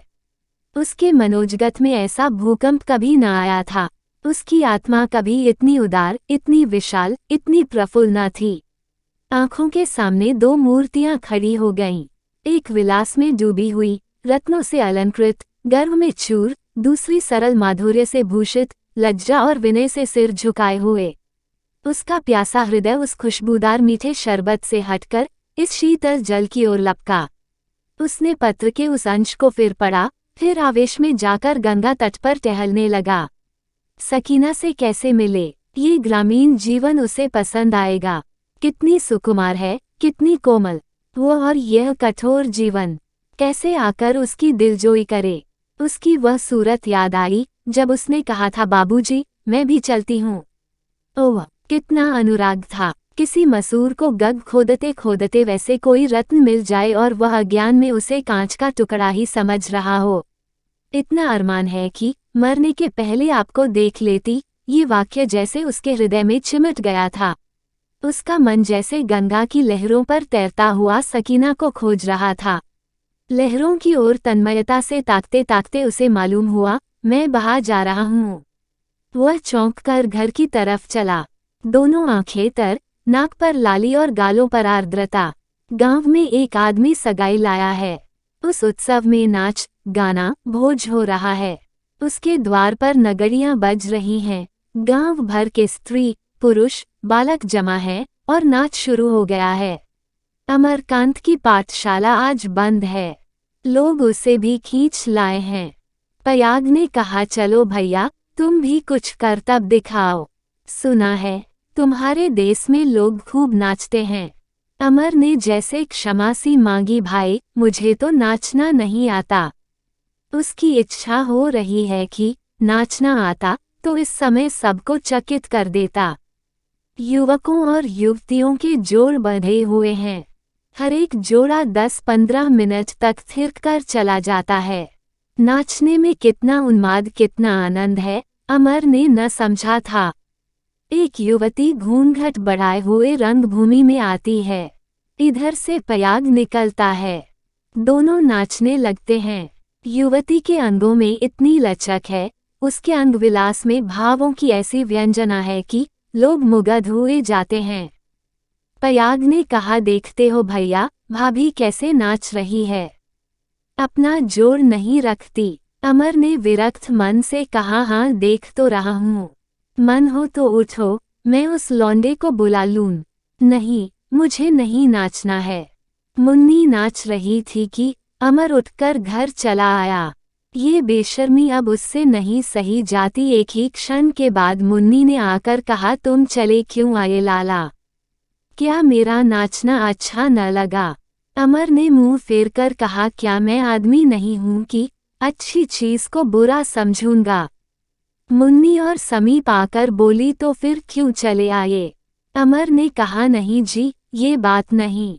एक पंचायत में जाना है, देर हो रही है। काशी बोला, भाभी नहीं जा रही है। इसका नाच देखने के बाद अब दूसरों का रंग नहीं जम रहा है। तुम चलकर कह दो तो शायद चली जाए। कौन रोज रोज ये दिन आता है? बिरादरी वाली बात है। लोग कहेंगे हमारे यहाँ काम आ पड़ा, तो मुंह छिपाने लगे। अमर ने धर्म संकट में पड़कर कहा, तुमने समझाया नहीं। फिर अंदर जाकर कहा, मुझसे नाराज हो गई मुन्नी। मुन्नी आंगन में आकर बोली, तुम मुझसे नाराज हो गए हो कि मैं तुमसे नाराज हो गई? अच्छा, मेरे कहने से चलो। जैसे बच्चे मछलियों को खिलाते हैं, उसी तरह तुम मुझे खिला रहे हो लाला। अब चाहा रुला दिया, जब चाहा हंसा दिया। मेरी भूल थी मुन्नी, क्षमा करो लाला। अब तो मुन्नी तभी नाचेगी जब तुम उसका हाथ पकड़कर कहोगे, चलो हम तुम नाचें। वो अब और किसी के साथ नहीं नाचेगी। तो अब नाचना सीखूं। मुन्नी ने अपनी विजय का अनुभव करके कहा, मेरे साथ नाचना चाहोगे तो आप सीखोगे। तुम सिखा दोगी। तुम मुझे रोना सिखा रहे हो, मैं तुम्हें नाचना सिखा दूंगी। अच्छा चलो। कॉलेज के सम्मेलनों में अमर कई बार ड्रामा खेल चुका था। स्टेज पर नाचा भी था, गाया भी था, पर उस नाच और इस नाच में बड़ा अंतर था। वह विलासियों की कलाम क्रीड़ा थी, श्रमिकों की स्वच्छंद केली। उसका दिल सहमा जाता था। यह उसने कहा, मुन्नी तुमसे एक वरदान मांगता हूँ। मुन्नी ने ठिठक कर कहा, तो तुम नाचोगे नहीं? यही तो तुमसे वरदान मांग रहा हूँ। अमर ठहरो ठहरो करता रहा, पर मुन्नी लौट पड़ी। अमर भी अपनी कोठरी में चला आया और कपड़े पहनकर पंचायत में चला गया। उसका सम्मान बढ़ रहा है। आसपास के गांवों में भी जब कोई पंचायत होती है तो उसे अवश्य बुलाया जाता है। सलोनी काकी ने अपने घर की जगह पाठशाला के लिए दे दी है। लड़के बहुत आने लगे हैं। उस छोटी सी कोठरी में जगह नहीं है। सलोनी से किसी ने जगह मांगी नहीं, कोई दबाव भी नहीं डाला गया। बस एक दिन अमर और चौधरी बैठे बातें कर रहे थे कि नई शाला कहाँ बनाई जाए, गांव में तो बैलों के बांधने तक की जगह नहीं। सलोनी उनकी बातें सुनती रही। फिर एकाएक बोल उठी, मेरा घर क्यों नहीं ले लेते? 20 हाथ पीछे खाली जगह पड़ी है। क्या इतनी जमीन में तुम्हारा काम न चलेगा? दोनों आदमी चकित होकर सलोनी का मुंह ताकने लगे। अमर ने पूछा, और तू रहेगी कहाँ काकी? सलोनी ने कहा, ओह, मुझे घर द्वार लेकर क्या करना है बेटा? तुम्हारी ही कोठरी में आकर एक कोने में पड़ी रहूंगी। लड़ने मन में हिसाब लगाकर कहा, जगह तो बहुत निकल आएगी। अमर ने सिर हिलाकर कहा, मैं काकी का घर नहीं लेना चाहता। महंत जी से मिलकर गांव के बाहर पाठशाला बनवाऊंगा। काकी ने दुखित होकर कहा, क्या मेरी जगह में कोई छूत लगी है भैया? बूलर ने फैसला कर दिया, काकी का घर मदरसे के लिए ले लिया जाए। उसी में एक कोठरी अमर के लिए भी बना दी जाए। काकी अमर की झोपड़ी में रहेगी। एक किनारे गाय बैल बांध लेगी, एक किनारे पड़ी रहेगी। आज सलोनी जितनी खुश है उतनी शायद और कभी न हुई हो। वही बुढ़िया जिसके द्वार पर कोई बैल बांध देता तो लड़ने को तैयार हो जाती, जो बच्चों को अपने द्वार पर गोलियां न खेलनी देती, आज अपने पुरखों का घर देकर अपना जीवन सफल समझ रही है। ये कुछ असंगत सी बात है, पर दान कृपण ही दे सकता है। हाँ, दान का हेतु ऐसा होना चाहिए जो उसकी नज़र में उसके मर मर के संचय हुए धन के योग्य हो। चटपट काम शुरू हो जाता है। घरों से लकड़ियां निकल आईं, रस्सी निकल आई, मजूर निकल आए, पैसे निकल आए। न किसी से कहना पड़ा, न सुनना। वो उनकी अपनी शाला थी। उन्हीं के लड़के लड़कियां तो पढ़ते थे और इस 6-7 महीने में ही उन पर शिक्षा का कुछ असर भी दिखाई देने लगा था। वो अब साफ रहते हैं, झूठ कम बोलते हैं, झूठे बहाने कम करते हैं, गालियां कम बकते हैं और घर से कोई चीज चुराकर नहीं ले जाते। न उतनी जिद ही करते। घर का जो कुछ काम होता है उसे शौक से करते हैं। ऐसी शाला की कौन मदद न करेगा। फागुन का शीतल प्रभाव सुनहरे वस्त्र पहने पहाड़ पर खेल रहा था। अमर कई लड़कों के साथ गंगा स्नान करके लौटा, पर आज अभी तक कोई आदमी काम करने नहीं आया। ये बात क्या है? और दिन तो उसके स्नान करके लौटने के पहले ही कारीगर आ जाते थे। आज इतनी देर हो गई और किसी का पता नहीं। सहसा मुन्नी सिर पर कलसा रखे आकर खड़ी हो गई। वही शीतल सुनहरा प्रभात उसके गहरे मुखड़े पर मचल रहा था। अमर ने मुस्कराकर कहा, ये देखो, सूरज देवता तुम्हें घूर रहे हैं। मुन्नी ने कलमा उतारकर हाथ में ले लिया और बोली, और तुम बैठे देख रहे हो? फिर एक क्षण के बाद उसने कहा, तुम तो जैसे आजकल गांव में रहते नहीं हो। मदरसा क्या बनने लगा, तुम्हारे दर्शन ही दुर्लभ हो गए। मैं डरती हूँ कहीं तुम सनक न जाओ। मैं तो दिन भर यहीं रहता हूँ, तुम अलबत्ता जाने कहाँ रहती हो। आज ये सब आदमी कहाँ चले गए? एक भी नहीं आया। गांव में है ही कौन? कहाँ चले गए सब? वाह, तुम्हें खबर ही नहीं। पहर रात सिरोमनपुर ठाकुर की गाय मर गई, सब लोग वहीं गए हैं। आज घर घर शिकार बनेगा। अमर ने घृणा सूचक भाव से कहा, मरी गाय हमारे यहाँ भी तो खाते हैं ये लोग। क्या जाने, मैंने कभी नहीं देखा। तुम तो, मुन्नी ने घृणा से मुंह बनाकर कहा, मैं तो उधर ताकती भी नहीं। समझाती नहीं इन लोगों को। समझाने से माने जाते हैं और मेरे समझाने से। अमरकांत की वंशगत वैष्णव वृत्ति इस घृणित पिशाच कर्म से जैसे मत लाने लगी। उसे सचमुच मतली हो आई। उसने छूतछात और भेदभाव को मन से निकाल डाला था, पर अखाद्य से वही पुरानी घृणा बनी हुई थी। और वह 10-11 महीनों से इन्हीं मुर्दाखोरों के घर भोजन कर रहा है। आज मैं खाना नहीं खाऊंगा मुन्नी, मैं तुम्हारा भोजन अलग पका दूंगी। नहीं मुन्नी, जिस घर में वह चीज पकेगी उस घर में मुझसे न खाया जाएगा। सहसा शोर सुनकर अमर ने आंखें उठाईं तो देखा कि 15-20 आदमी बांस की बल्लियों पर उस मृतक गाय को लादे चले आ रहे हैं। सामने कई लड़के उछलते कूदते तालियां बजाते चले आते थे। कितना विभत्स दृश्य था। अमर वहां खड़ा न रह सका, गंगा तट की ओर भागा। मुन्नी ने कहा, तो भाग जाने से क्या होगा? अगर बुरा लगता है तो जाकर समझाओ। मेरी बात कौन सुनेगा मुन्नी? तुम्हारी बात न सुनेगे तो और किसकी बात सुनेगे लाला? और जो किसी ने न माना और जो मान गए, आओ कुछ कुछ बदलो। अच्छा क्या बदती हो? मान जाए तो मुझे एक साड़ी अच्छी सी ला देना, और न माने तो तुम मुझे क्या दोगी? एक कौड़ी। इतनी देर में वह लोग और समीप आ गए। चौधरी सेनापति की भांति आगे आगे लपके चले आते थे। मुन्नी ने आगे बढ़कर कहा, ला तो रहे हो लेकिन लाला भागे जा रहे हैं। गूदड़ ने कौतूहल से पूछा, क्यों? क्या हुआ है? ये गाय की बात है। कहते हैं मैं तुम लोगों के हाथ का पानी न पीऊंगा। पयाग ने अकड़कर कहा, बकने दो। न पिएंगे हमारे हाथ का पानी तो हम छोटे न हो जाएंगे। काशी बोला, आज बहुत दिन के बाद शिकार मिला, उसमें भी यह बाधा। गूलर ने समझौते के भाव से कहा, आखिर कहते क्या हैं?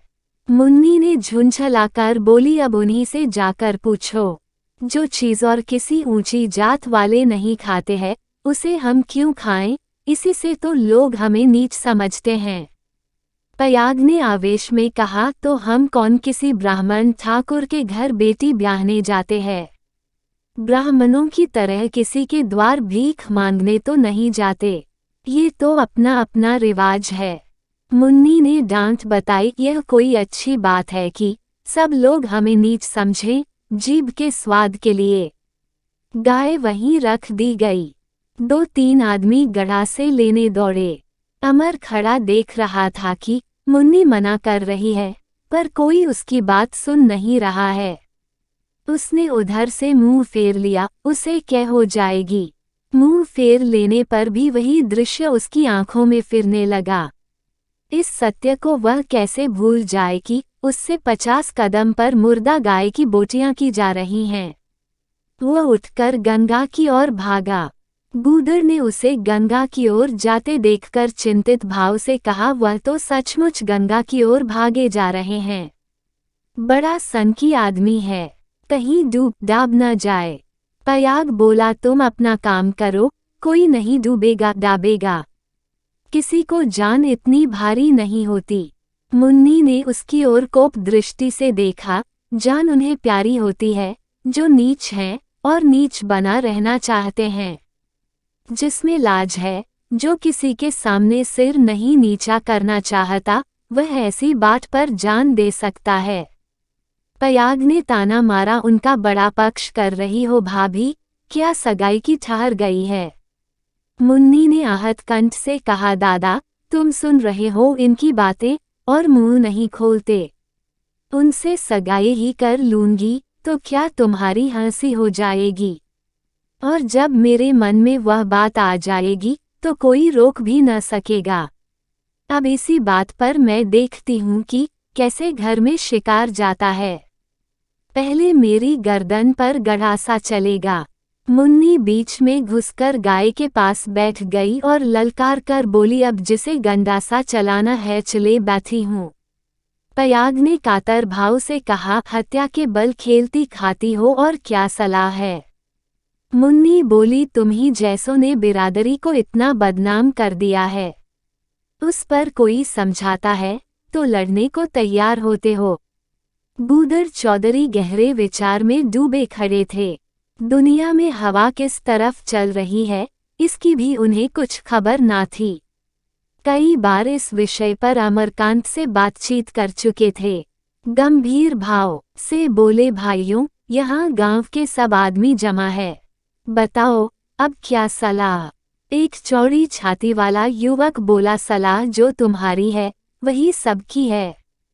चौधरी तो तुम, पयाग ने अपने बाप को विचलित होते देख दूसरों को ललकार कर कहा, खड़े मुंह क्या ताकते हो, इतने जने तो हो, क्यों नहीं मुन्नी का हाथ पकड़कर हटा देते? मैं गड़ासा लिए खड़ा हूँ। मुन्नी ने क्रोध से कहा, मेरा ही मांस खा जाओगे तो कौन हरज है? वह भी तो मांस है। और किसी को आगे बढ़ते न देखकर पयाग ने खुद आगे बढ़कर मुन्नी का हाथ पकड़ लिया और उसे वहां से घसीटना चाहता था कि काशी ने उसे जोर से धक्का दिया और लाल आंखें करके बोला, भैया अगर उसकी देह पर हाथ रखा तो खून हो जाएगा, कहे देता हूँ। हमारे घर में इस गऊ मांस की गंध तक न जाने पाएगी। आइए वहां से बड़े वीर बनकर। चौड़ी छाती वाला युवक मध्यस्थ बनकर बोला, मरी गाय के मांस में ऐसा कौन सा मजा रखा है जिसके लिए सब जने मरे जा रहे हो?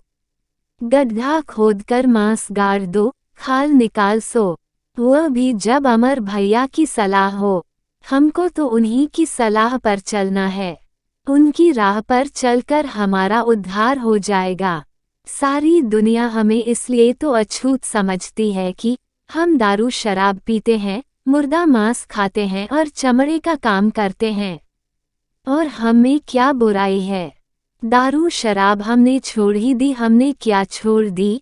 समय ने छुड़वा दी, फिर मुर्दा मांस में क्या रखा है? रहा चमड़े का काम, उसे कोई बुरा नहीं कह सकता और अगर कहे भी तो हमें उसकी परवाह नहीं। चमड़ा बनाना बेचना कोई बुरा काम नहीं है। बूदर ने युवक की ओर आदर की दृष्टि से देखा, तुम लोगों ने भूरे की बात सुन ली तो यही सबकी सलाह है। एक बूढ़े ने कहा, एक तुम्हारे या हमारे छोड़ देने से क्या होता है, सारी बिरादरी तो खाती है। भूरे ने जवाब दिया, बिरादरी खाती है, बिरादरी नीच बनी रहे, अपना अपना धर्म अपने अपने साथ है। बूदर ने भूरे को संबोधित किया, तुम ठीक कहते हो भूरे, लड़कों का पढ़ना ही ले लो। पहले कोई भेजता था अपने लड़कों को, मगर जब हमारे लड़के पढ़ने लगे तो दूसरे गांव के लड़के भी आ गए।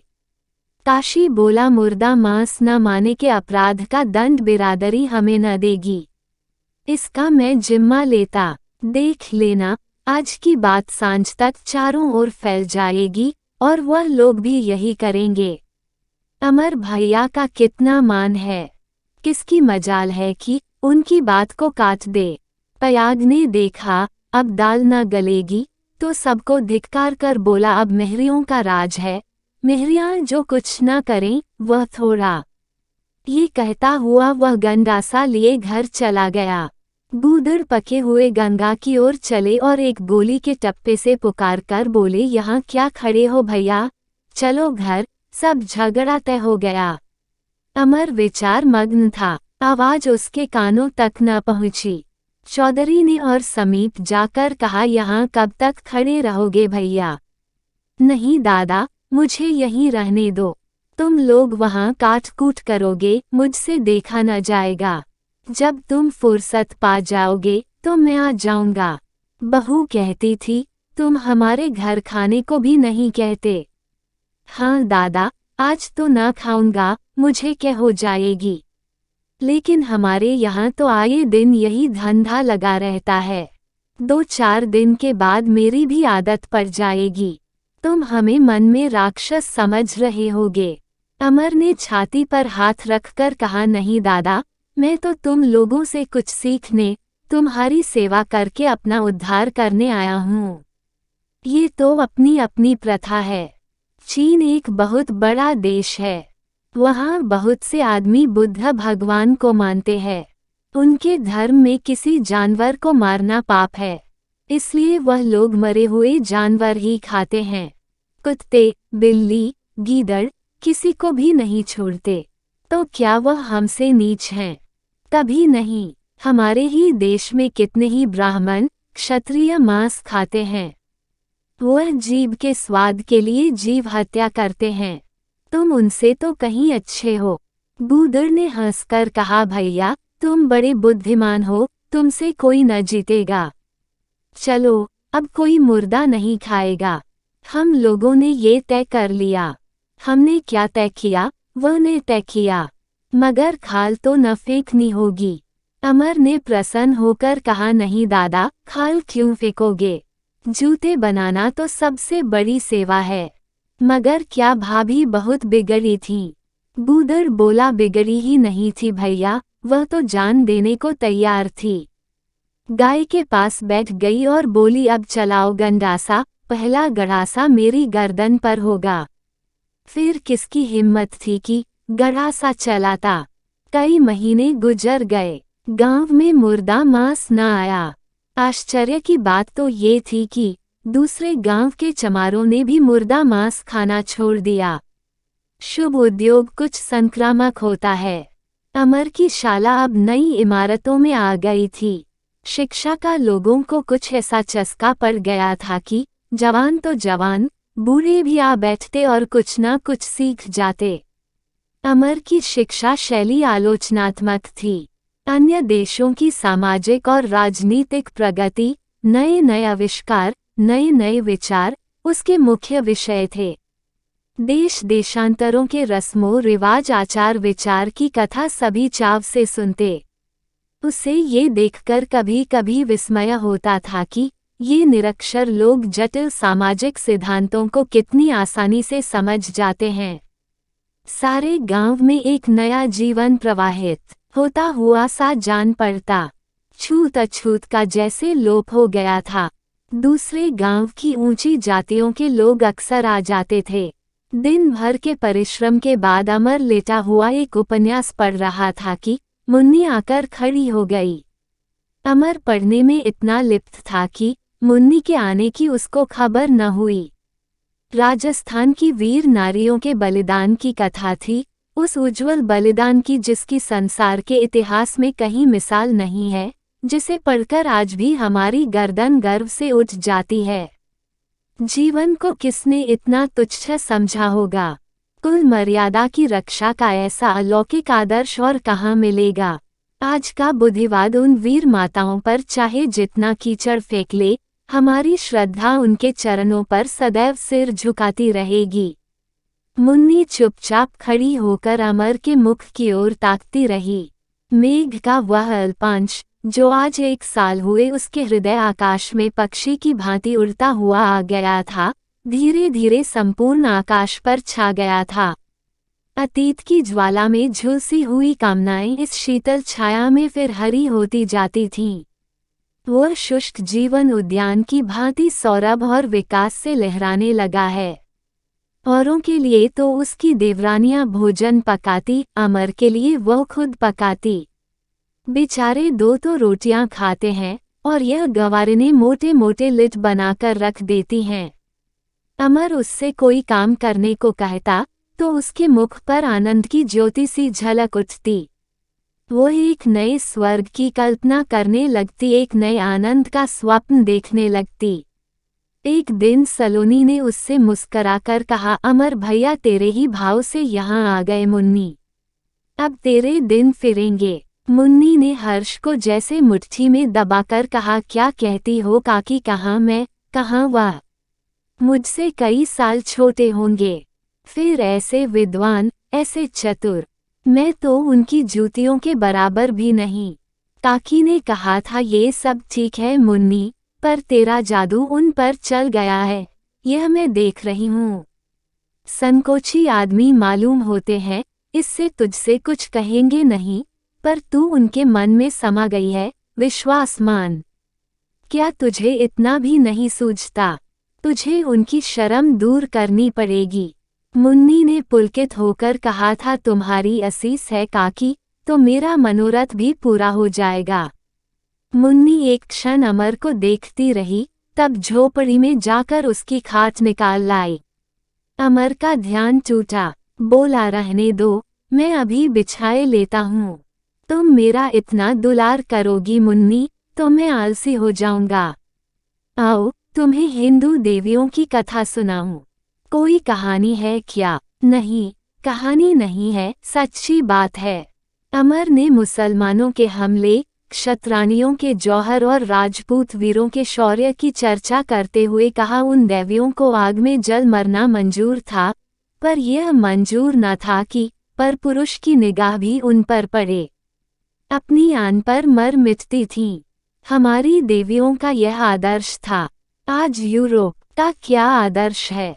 जर्मन सिपाही फ्रांस पर चढ़ आए और पुरुषों से गांव खाली हो गए, तो फ्रांस की नारियां जर्मन सैनिकों से ही प्रेम क्रीड़ा करने लगीं। मुन्नी नाक सिकोड़कर बोली, बड़ी चंचल हैं सब, लेकिन उन स्त्रियों से जीते जी कैसे जला जाता था। अमर ने पुस्तक बंद कर दी, बड़ा कठिन है मुन्नी, यहाँ तो जरा सी चिनगारी लग जाती है तो बिलबिला उठते हैं। तभी तो आज सारा संसार उनके नाम के आगे सिर झुकाता है। मैं तो जब ये कथा पढ़ता हूँ तो रोए खड़े हो जाते हैं। यही जी चाहता है कि जिस पवित्र भूमि पर उन देवियों की चिताएं बनी, उसकी राख सिर पर चढ़ाऊं, आंखों में लगाऊं और वहीं मर जाऊं। मुन्नी किसी विचार में डूबी भूमि की ओर ताक रही थी। अमर ने फिर कहा, कभी कभी तो ऐसा भी हो जाता था कि पुरुषों को घर के माया मोह से मुक्त कराने के लिए स्त्रियां लड़ाई के पहले ही जौहर कर लेती थीं। आदमी को जान इतनी प्यारी होती है कि बूढ़े भी मरना नहीं चाहते। हम नाना कष्ट झेलकर भी जीते हैं। बड़े बड़े ऋषि महात्मा भी जीवन का मोह नहीं छोड़ सकते, पर उन देवियों के लिए जीवन खेल था। मुन्नी अब भी चुप खड़ी थी, उसके मुख का रंग उड़ा हुआ था, मानो कोई दुस्सह अंतर्वेदना हो रही है। अमर ने घबराकर पूछा, कैसा जी है मुन्नी? चेहरा क्यों उतरा हुआ है? मुन्नी ने क्षीण मुस्कान के साथ कहा, मुझसे पूछते हो मुझे क्या हुआ है? कुछ बात तो है, मुझसे छिपाती हो? नहीं जी, कोई बात नहीं। उद्धरण चिन्ह। 1 मिनट के बाद उसने फिर कहा, तुमसे आज अपनी कथा कहूँ, सुनोगे? बड़े हर्ष से। मैं तो तुमसे कई बार कह चुका हूँ, तुमने सुनाई ही नहीं। मैं तुमसे डरती हूँ, तुम मुझे नीच और क्या क्या समझने लगोगे। अमर ने मानो क्षुब्ध होकर कहा, अच्छी बात है, मत कहो। मैं तो जो कुछ हूँ वही रहूँगा, तुम्हारे बनाने से तो नहीं बन सकता। मुन्नी ने हार कर कहा, लाला तुम तो जरा सी बात पर चिढ़ जाते हो, तभी स्त्री से तुम्हारी नहीं पटती। अच्छा लो, सुनो, जो जी में आए समझना। मैं जब काशी से चली तो थोड़ी देर तक तो मुझे होश ही नहीं रहा, कहाँ जाती हूँ, क्यों जाती हूँ, कहाँ से आती हूँ। फिर मैं रोने लगी। अपने प्यारों का मोह सागर की भांति मन में उमड़ पड़ा और मैं उसमें डूबने उतराने लगी। अब मालूम हुआ क्या कुछ खोकर मैं चली जा रही हूँ। ऐसा जान पड़ता था कि मेरा बालक मेरी गोद में आने के लिए हुमक रहा है। ऐसा मोह मेरे मन में कभी नहीं जागा था। मैं उसकी याद करने लगी, उसका हंसना और रोना, उसकी तोतली बातें, उसका लटपटाते हुए चलना, उसे चुप कराने के लिए चंदा मामा को दिखाना, सुलाने के लिए लोरियां सुनाना, एक एक बात याद आने लगी। मेरा वह छोटा सा संसार कितना सुखमय था। उस रत्न को गोद में लेकर मैं कितनी निहाल हो जाती थी, मानो संसार की संपत्ति मेरे पैरों के नीचे है। उस सुख के बदले में स्वर्ग का सुख भी न लेती। जैसे मन की सारी अभिलाषाएं उसी बालक में आकर जमा हो गई।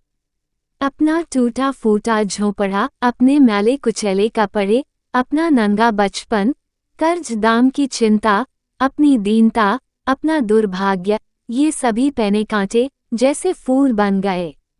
अगर कोई कामना थी तो ये है कि मेरे लाल को कुछ न होने पाए। और आज उसी को छोड़कर मैं न जाने कहाँ चली जा रही थी। मेरा चित्त चंचल हो गया।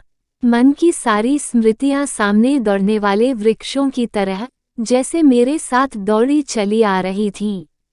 और उन्हीं के साथ मेरा बालक भी जैसे दौड़ता चला आता था।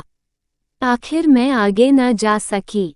दुनिया हंसती है, हंसे, बिरादरी मुझे निकालती है, निकाल दे, मैं अपने लाल को छोड़कर न जाऊंगी। मेहनत मजदूरी करके भी तो अपना निबाह कर सकती हूँ। अपने लाल को आंखों से देखती तो रहूंगी। उसे मेरी गोद से कौन छीन सकता है। मैं उसके लिए मरी हूँ, मैंने उसे अपने रक्त से सींचा है। वह मेरा है, उस पर किसी का अधिकार नहीं। ज्यों ही लखनऊ आया, मैं गाड़ी से उतर पड़ी। मैंने निश्चय कर लिया, लौटती हुई गाड़ी से मैं काशी चली जाऊंगी। जो कुछ होना होगा, होगा। मैं कितनी देर प्लेटफॉर्म पर खड़ी रही मालूम नहीं। बिजली की बत्तियों से सारा स्टेशन जगमगा रहा था। मैं बार बार कुलियों से पूछती थी, काशी की गाड़ी कब आएगी। कोई 10 बजे मालूम हुआ, गाड़ी आ रही है। मैंने अपना सामान संभाला, दिल धड़कने लगा। गाड़ी आ गई। मुसाफिर चढ़ने उतरने लगे। कुली ने आकर कहा, असबाब जनाने डिब्बे में रखूं कि मर्दाने में। मेरे मुंह से आवाज न निकली। कुली ने मेरे मुंह की ओर ताकते हुए फिर पूछा, जनाने डब्बे में रख दूं असबाब। मैंने कातर होकर कहा, मैं इस गाड़ी से न जाऊंगी। अब दूसरी गाड़ी 10 बजे दिन को मिलेगी, मैं उसी गाड़ी से जाऊंगी। तो असबाब बाहर ले चलूं या मुसाफिर खाने में। मुसाफिर खाने में। अमर ने पूछा, तुम उस गाड़ी से चली क्यों न गई। मुन्नी कांपते हुए स्वर में बोली, न जाने कैसा मन होने लगा। जैसे कोई मेरे हाथ पांव बांधे हो, जैसे मैं गऊ हत्या करने जा रही हूँ। इन कोड़ भरे हाथों से मैं अपने लाल को कैसे उठाऊंगी। मुझे अपने पति पर क्रोध आ रहा था। वह मेरे साथ आए क्यों नहीं। अगर उन्हें मेरी परवाह होती तो मुझे अकेली आने देते। इस गाड़ी से वह भी आ सकते थे। जब उनकी इच्छा नहीं है तो मैं भी न जाऊंगी। और न जाने कौन कौन सी बातें मन में आकर मुझे जैसे बलपूर्वक रोकने लगीं।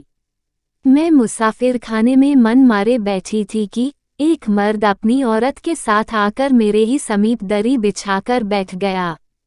औरत की गोद में लगभग 1 साल का बालक था। ऐसा सुंदर बालक, ऐसा गुलाबी रंग, ऐसी कटोरे सी आंखें, मक्खन सी देह। मैं तन्मय होकर देखने लगी और अपने पराये की सुधि भूल गई। ऐसा मालूम हुआ यह मेरा बालक है। बालक माँ की गोद से उतरकर धीरे धीरे रेंगता हुआ मेरी ओर आया। मैं पीछे हट गई। बालक फिर मेरी तरफ चला। मैं दूसरी ओर चली गई। बालक ने समझा मैं उसका अनादर कर रही हूँ। रोने लगा, फिर भी उसके पास न आई। उसकी माता ने मेरी ओर रोज भरी आंखों से देखकर बालक को उठा लिया, पर बालक मचलने लगा और बार बार मेरी ओर हाथ बढ़ाने लगा। पर मैं दूर खड़ी रही। ऐसा जान पड़ता था मेरे हाथ कट गए हैं। जैसे मेरे हाथ लगाते ही वह सोने सा बालक कुछ और हो जाएगा, उसमें से कुछ निकल जाएगा। स्त्री ने कहा, लड़के को जरा उठा लो देवी, तुम तो जैसे भाग रही हो। जो दुलार करते हैं उनके पास तो अभागा जाता नहीं, जो मुंह फेर लेते हैं उनकी ओर दौड़ता है। बाबूजी, मैं तुमसे नहीं कह सकती कि इन शब्दों ने मेरे मन को कितनी चोट पहुंचाई। कैसे समझा दूं कि मैं कलंकिनी हूँ, मेरे छूने से अनिष्ट होगा, अमंगल होगा। और यह जानने पर क्या वह मुझसे फिर अपना बालक उठा लेने को कहेगी। मैंने समीप आकर बालक की ओर स्नेह भरी आंखों से देखा और डरते डरते उसे उठाने के लिए हाथ बढ़ाया। सहसा बालक चिल्लाकर मां की तरफ भागा, मानो उसने कोई भयानक रूप देख लिया हो। अब सोचती हूँ तो समझ में आता है बालकों का यही स्वभाव है, पर उस समय मुझे ऐसा मालूम हुआ कि सचमुच मेरा रूप पिशाचिनी का सा होगा। मैं लज्जित हो गई। माता ने बालक से कहा, अब जाता क्यों नहीं रे, बुला तो रही है। कहाँ जाओगी बहन? मैंने हरिद्वार बीते। वह स्त्री पुरुष भी हरिद्वार जा रहे थे। गाड़ी छूट जाने के कारण ठहर गए थे। घर दूर था, लौटकर न जा सकते थे। मैं बड़ी खुश हुई कि हरिद्वार तक साथ तो रहेगा, लेकिन फिर वह बालक मेरी ओर न आया। थोड़ी देर में स्त्री पुरुष तो सो गए, पर मैं बैठी ही रही। माँ से चिमटा हुआ बालक भी सो रहा था। मेरे मन में बड़ी प्रबल इच्छा हुई कि बालक को उठाकर प्यार करूं, पर दिल कांप रहा था कि कहीं बालक रोने लगे या माता जाग जाए तो दिल में क्या समझे। मैं बालक का फूलन सा मुखड़ा देख रही थी। वह शायद कोई स्वप्न देखकर मुस्करा रहा था। मेरा दिल काबू से बाहर हो गया। मैंने सोते हुए बालक को छाती से लगा लिया, पर दूसरे ही क्षण मैं सचेत हो गई और बालक को लिटा दिया। उस क्षणिक प्यार में कितना आनंद था। जान पड़ता था मेरा ही बालक ये रूप देखकर मेरे पास आ गया है। देवी जी का हाय बड़ा कठोर था। बात बात पर उस नन्हे से बालक को झिड़क देती, कभी कभी मार बैठती थी। मुझे उस वक्त ऐसा क्रोध आता था कि उसे खूब डांटूं। अपने बालक पर माता इतना क्रोध कर सकती है, यह मैंने आज ही देखा। जब दूसरे दिन हम लोग हरिद्वार की गाड़ी में बैठे तो बालक मेरा हो चुका था। मैं तुमसे क्या कहूँ बाबूजी, मेरे स्तनों में दूध भी उतर आया और माता को मैंने इस भार से भी मुक्त कर दिया। हरिद्वार में हम लोग एक धर्मशाला में ठहरे। मैं बालक के मोह फांस में बंधी हुई उस दंपति के पीछे पीछे फिरा करती। मैं अब उसकी लौड़ी थी। बच्चे का मल मूत्र मेरा काम था, उसे दूध पिलाती खिलाती। माता का जैसे गला छूट गया, लेकिन मैं इस सेवा में मग्न थी। देवी जी जितनी आलसिन और घमंडिन थीं, लाला जी उतने ही शीलवान और दयालु थे। वो मेरी तरफ कभी आंख उठाकर भी न देखते। अगर मैं कमरे में अकेली होती तो कभी अंदर न जाते। कुछ कुछ तुम्हारे ही जैसा स्वभाव था। मुझे उन पर दया आती थी। उस कर्कशा के साथ उनका जीवन इस तरह कट रहा था मानो बिल्ली के पंजे में चूहा हो। वो उन्हें बात बात पर झिड़कती। बेचारे खिसिया कर रह जाते। 15 दिन बीत गए थे। देवी जी ने घर लौटने के लिए कहा। बाबूजी अभी वहाँ कुछ दिन और रहना चाहते। इसी बात पर तकरार हो गई। मैं बरामदे में बालक को लिए खड़ी थी। देवी जी ने गर्म होकर कहा, तुम्हें रहना हो तो रहो, मैं तो आज जाऊंगी। तुम्हारी आंखों से रास्ता नहीं देखा है। पति ने डरते डरते कहा, यहाँ 10-5 दिन रहने में हर्ज ही क्या है। मुझे तो तुम्हारा स्वास्थ्य में अभी कोई तब्दीली नहीं दिखती। आप मेरे लजारू की चिंता छोड़िए। मैं इतनी जल्दी नहीं मरी जा रही हूँ। सच कहते हो, तुम मेरे स्वास्थ्य के लिए यहाँ ठहरना चाहते हो। और किस लिए आया था? आप चाहे जिस काम के लिए आए हो, पर तुम मेरे स्वास्थ्य के लिए नहीं ठहर रहे हो। ये पट्टियाँ उन स्त्रियों को पढ़ाओ जो तुम्हारे हथकंडे न जानती हो। मैं तुम्हारी नस नस पहचानती हूँ। तुम ठहरना चाहते हो विहार के लिए, क्रीड़ा के लिए। बाबूजी ने हाथ जोड़कर कहा, अच्छा अब रहने दो बन्नी, कलंकित न करो। मैं आज ही चला जाऊंगा। देवी जी इतनी सस्ती विजय पाकर प्रसन्न न हुई। अभी उसके मन गुबार तो निकलने ही नहीं पाया था। बोली, हाँ चले, क्यों न चलोगे, यही तो तुम थे। यहाँ पैसे खर्च होते हैं न, ले जाकर उसी काल कोठरी में डाल दो। कोई मरे या तुम्हारी बला से, एक मर जाएगी तो दूसरी फिर आ जाएगी, बल्कि और नई नवेली। चांदी ही चांदी है। सोचा था यहाँ कुछ दिन रहूंगी, पर तुम्हारे मारे कहीं रहने पाऊं, भगवान भी नहीं उठा लेते कि गला छूट जाए। अमर ने पूछा, उन बाबूजी ने सचमुच कोई शरारत की थी? मिथ्या आरोप था। मुन्नी ने मुंह फेरकर मुस्कराते हुए कह, लाला तुम्हारी समझ मोटी है। वह डायन मुझ पर आरोप कर रही थी। बेचारे बाबूजी दबे जाते थे कि कहीं वह चुड़ैल बात बोलकर न कर दे, हाथ जोड़ते थे, मिन्नतें करते थे, पर वह किसी तरह रास न होती थी। आंखें मटकाकर बोली, भगवान ने मुझे भी आंखें दी हैं, अंधी नहीं हूँ। मैं तो कमरे में पड़ी पड़ी कराएं और तुम बाहर गुलछर्रे उड़ाओ। दिल बहलाने कोई शगल चाहिए। धीरे धीरे मुझ पर रहस्य खुलने लगा। मन में ऐसी प्याला उठी कि अभी इसका मुंह नोच लूं। मैं तुमसे कोई पर्दा नहीं रखता लाला, मैंने बाबूजी की ओर कभी आंखें उठाकर देखा भी न था, पर यह चुड़ैल मुझे कलंक लगा रही थी। बाबूजी का लिहाज न होता तो मैं उस चुड़ैल का मिजाज ठीक कर देती। जहाँ सुई न चुभे वहाँ काल चुभाए देती थी। आखिर बाबूजी को भी क्रोध आया। तुम बिल्कुल झूठ बोलती हो। सरासर झूठ। मैं सरासर झूठ बोलती हूँ। हाँ, सरासर झूठ बोलती हो। खा जाओ अपने बेटे की कसम। मुझे चुपचाप वहाँ से टल जाना चाहिए था, लेकिन अपने इस मन को क्या करूं जिससे अन्याय न देखा जाता। मेरा चेहरा मारे क्रोध के तमतमा उठा। मैंने सामने जाकर कहा, बहूजी बस अब जबान बंद करो, नहीं तो अच्छा ना होगा।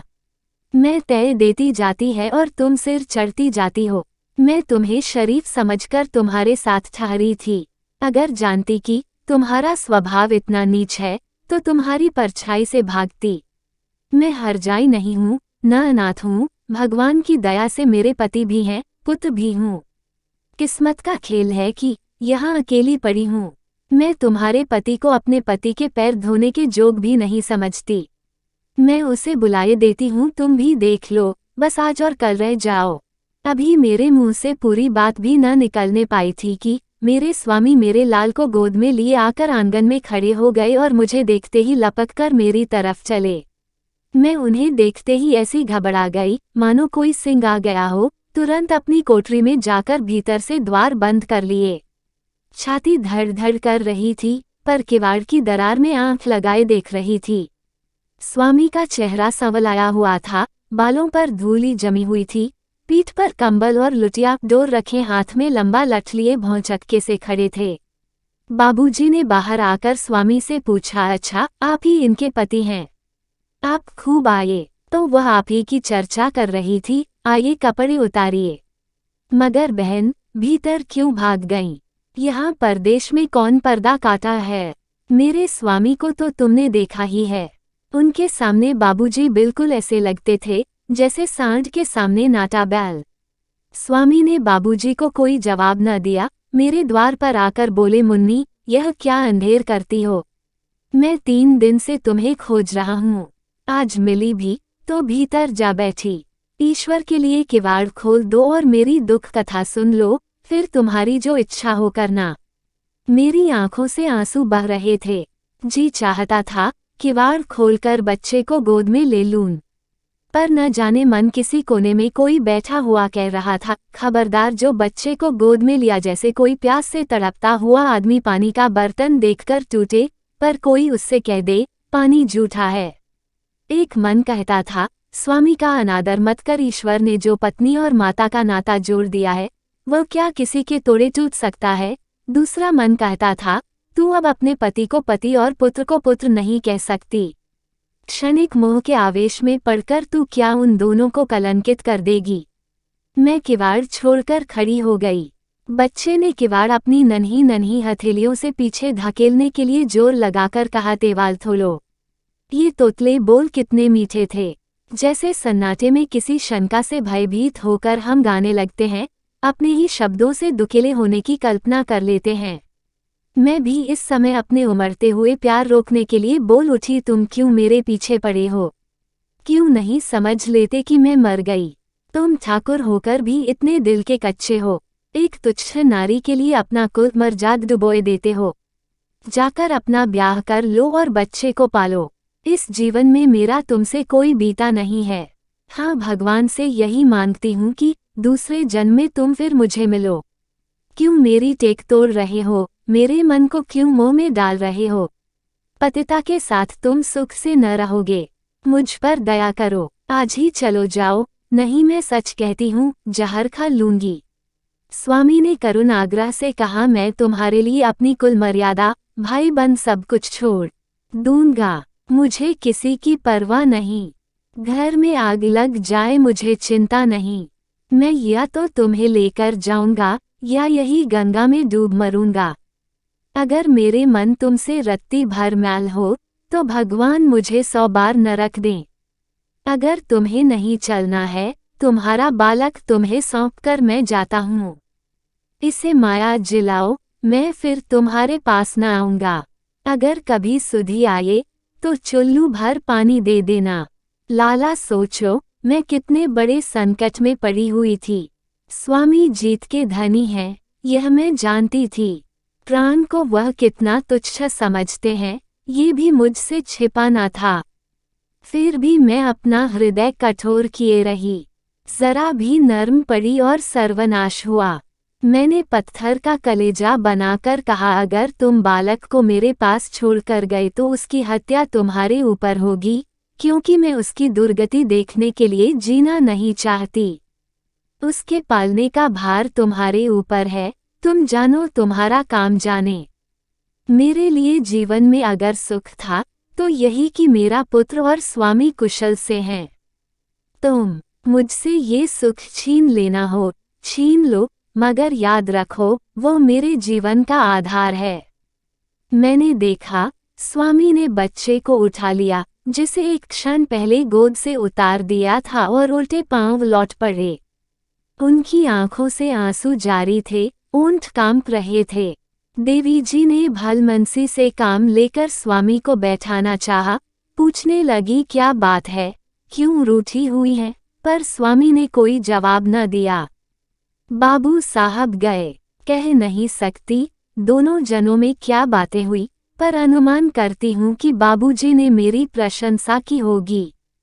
मेरा दिल अब भी कांप रहा था कि कहीं स्वामी सचमुच आत्मघात न कर लें। देवियों और देवताओं की मनौतियां कर रही थी कि मेरे प्यारों की रक्षा करना। ज्यों ही बाबूजी लौटे, मैंने धीरे से किवाड़ खोलकर पूछा, किधर गए? कुछ और कहते थे। बाबूजी ने तिरस्कार भरी आंखों से देखकर कहा, कहते क्या, मुंह से आवाज भी तो निकले। हिचकी बंधी हुई थी, अब भी कुशल है, जाकर रोक लो। वह गंगाजी की ओर ही गए हैं। इतनी दयावान होकर भी इतना कठोर हो, यह आज ही मालूम हुआ। गरीब बच्चों की तरह फूट फूट कर रो रहा था। मैं संकट की उस दशा को पहुंच चुकी थी जब आदमी परायों को अपना समझने लगता है। डांट कर बोली, तब भी तुम दौड़े यहाँ चले आए। उनके साथ देर रह जाते तो छोटे न हो जाते और न यहाँ देवी जी को कोई उठा ले जाता। इस समय वह आपे में नहीं है, फिर भी तुम उन्हें छोड़कर भाग चले आए। देवी जी बोली, यहाँ न दौड़े आते तो क्या जाने मैं कहीं निकल भागती। लो, आकर घर में बैठो। जाती हूँ, पकड़कर घसीट न लाऊं तो अपने बाप की नहीं। धर्मशाले में 20 ही यात्री टिके हुए थे। सब अपने अपने द्वार पर खड़े ये तमाशा देख रहे थे। देवी जी ज्यों ही निकली, 4-5 आदमी उनके साथ हो लिए। आधे घंटे में सभी लौटे आए। मालूम हुआ कि वह स्टेशन की तरफ चले गए, पर मैं जब तक उन्हें गाड़ी पर सवार होते न देख लूं चैन कहाँ। गाड़ी प्रातः काल आएगी, रात भर वह स्टेशन पर रहेंगे। ज्यों ही अंधेरा हो गया, मैं स्टेशन जा पहुंची। वो एक वृक्ष के नीचे कंबल बिछाए बैठे हुए थे। मेरा बच्चा लोटे को गाड़ी बनाकर डोर से खींच रहा था। बार बार गिरता था और फिर उठाकर खींचने लगता था। मैं एक वृक्ष की आड़ में बैठकर ये तमाशा देखने लगी। तरह तरह की बातें मन में आने लगीं। बिरादरी का ही तो डर है। मैं अपने पति के साथ किसी दूसरी जगह रहने लगूं तो बिरादरी क्या कर लेगी, लेकिन क्या अब मैं वह हो सकती हूँ जो पहले थी? एक क्षण फिर वही कल्पना। स्वामी ने साफ कहा है, उनका दिल साफ है। बातें बनाने की उनकी आदत नहीं, तो वह कोई बात कहेंगे ही क्यों जो मुझे लगे। गड़े मुर्दे उखाड़ने की उनकी आदत नहीं। वह मुझसे कितना प्रेम करते थे, अब भी उनका हृदय वही है। मैं व्यर्थ के संकोच में पड़कर उनका और अपना जीवन चौपट कर रही हूँ। लेकिन मैं अब क्या वह हो लेकिन सकती हूँ जो पहले थी? नहीं, अब मैं वह नहीं हो सकती। पतिदेव अब पहले से अधिक आदर करेंगे। मैं जानती हूँ, मैं घी का घड़ा भी लुढ़का दूंगी तो कुछ न कहेंगे। वह उतना ही प्रेम भी करेंगे, लेकिन वह बात कहाँ जो पहले थी। मेरी दशा तो उस रोगिणी की सी होगी जिसे कोई भोजन रुचिकर नहीं होता। तो फिर मैं जिंदा ही क्यों रहूं? जब जीवन में कोई सुख नहीं, कोई अभिलाषा नहीं, तो ये सब व्यर्थ है। कुछ दिन रो लिया तो इससे क्या? कौन जानता है क्या क्या कलंक सहने पड़े, क्या क्या दुर्दशा, मर जाना कहीं अच्छा। ये निश्चय करके मैं उठी। सामने ही पतिदेव सो रहे थे। बालक भी पड़ा सोता था। ओह, कितना प्रबल बंधन था, जैसे सून का धन हो। वो उसे खाता नहीं, देता नहीं, इसके सिवा उसे और क्या संतोष है कि उसके पास धन है। इस बात से ही उसके मन में कितना बल आ जाता है। मैं उसी मोह को तोड़ने जा रही थी। मैं डरते डरते जैसे प्राणों को आंखों में लिए पतिदेव के समीप गई, पर वहां एक क्षण भी खड़ी न रह सकी। जैसे लोहा खींचकर चुंबक से जा चिमटता है, उसी तरह मैं उनके मुख की ओर खींची जा रही थी। मैंने अपने मन का सारा बल लगाकर उसका मोह तोड़ दिया और उसी आवेश में दौड़ी हुई गंगा के तट पर आई। मोह अब भी मन से चिपटा हुआ था। मैं गंगा में कूद पड़ी। अमर ने कातर होकर कहा, अब नहीं सुना जाता मुन्नी, फिर कभी कहना। मुन्नी मुस्कराकर बोली, वाह, अब रह ही क्या गया। मैं कितनी देर पानी में रही, जब होश आया तो इसी घर में पड़ी हुई थी। मैं बहती चली जाती थी। जब प्रातःकाल चौधरी का बड़ा लड़का गंगा नहाने गया और मुझे उठा लिया, तब से मैं यही हूँ। अछूतों की इस झोंपड़ी में मुझे जो सुख और शांति मिली, उसका बखान क्या करूं। काशी और प्रयाग मुझे भाभी कहते हैं, पर सुमेर मुझे बहन कहता था। मैं अभी अच्छी तरह उठने बैठने भी न पाई थी कि वह परलोक सिधार गया। अभी कुछ बाकी, सुमेर को तुमसे प्रेम तो होगा ही। मुन्नी के तेवर बदल गए, हाँ था, और थोड़ा नहीं बहुत था, तो फिर उसमें मेरा क्या बस। जब मैं स्वस्थ हो गई तो एक दिन उसने मुझसे अपना प्रेम प्रकट किया। मैंने क्रोध को हंसी में लपेटकर कहा, क्या तुम इस रूप में मुझसे नेकी का बदला चाहते हो? अगर यह नियत है तो मुझे फिर ले जाकर गंगा में डुबा दो। इस नियत से तुमने मेरी प्राण रक्षा की तो तुमने मेरे साथ बड़ा अन्याय किया। तुम जानते हो मैं कौन हूँ? राजपूतनी हूँ। फिर कभी भूलकर भी मुझसे ऐसी बात न कहना। नहीं, गंगा यहाँ से दूर नहीं है। सुमेर ऐसा लज्जित हुआ कि फिर मुझसे बात तक नहीं की, पर मेरे शब्दों ने उसका दिल तोड़ दिया। एक दिन मेरी पसलियों में दर्द होने लगा। उसने समझा भूत का फेर है। ओझा को बुलाने गया। नदी चढ़ी हुई थी, डूब गया। मुझे उसकी मौत का जितना डैक हुआ, उतना ही अपने सगे भाई के मरने का हुआ था। नीचों में भी ऐसे देवता होते हैं, इसका मुझे यही आकर पता लगा। वो कुछ दिन और जी जाता तो इस घर के भाग जाग जाते। सारे गांव का गुलाम था। कोई गाली दे, डांटे, कभी जवाब न देता। अमर ने पूछा, तब से तुम्हें पति और बच्चे की खबर न मिली होगी। मुन्नी की आंखों से टप टप आंसू गिरने लगे। रोते रोते हिचकी सिसक कर बोली, स्वामी प्रातःकाल फिर धर्मशाला में गए। जब उन्हें मालूम हुआ कि मैं रात को वहां नहीं गई तो मुझे खोजने लगे। जिधर कोई मेरा पता बता देता उधर ही चले जाते। 1 महीने तक वह सारे इलाके में मारे मारे फिरे। इसी निराशा और चिंता में वह कुछ सनक गए। फिर हरिद्वार आए। अब की बालक उनके साथ ना था। कोई पूछता तुम्हारा लड़का क्या हुआ तो हंसने लगते। जब मैं अच्छी हो गई और चलने फिरने आया तो एक दिन जी में आया, हरिद्वार जाकर देखूं मेरी चीजें कहाँ गईं। 3 महीने से ज्यादा हो गए थे। मिलने की आशा तो ना थी, पर इसी बहाने स्वामी का कुछ पता लगाना चाहती थी। विचार था एक चिट्ठी लिखकर छोड़ दूं। उस धर्मशाला के सामने पहुंची तो देखा बहुत से आदमी द्वार पर जमा हैं।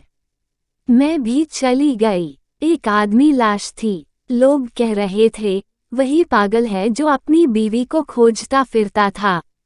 मैं पहचान गई, वही मेरे स्वामी थे। ये सब बातें मोहल्ले वालों से मालूम हुई। छाती पीटकर रह गई। जिस सर्वनाश से डरती थी वह हो ही गया। जानती कि यह होने वाला है तो पति के साथ ही न चली जाती। ईश्वर ने मुझे दोहरी सजा दी, लेकिन आदमी बड़ा बेहया है। अब मरते भी न बना। किसके लिए मरती? खाती पीती भी हूँ, हंसती बोलती हूँ, जैसे कुछ हुआ ही नहीं। बस यही मेरी राम कहानी।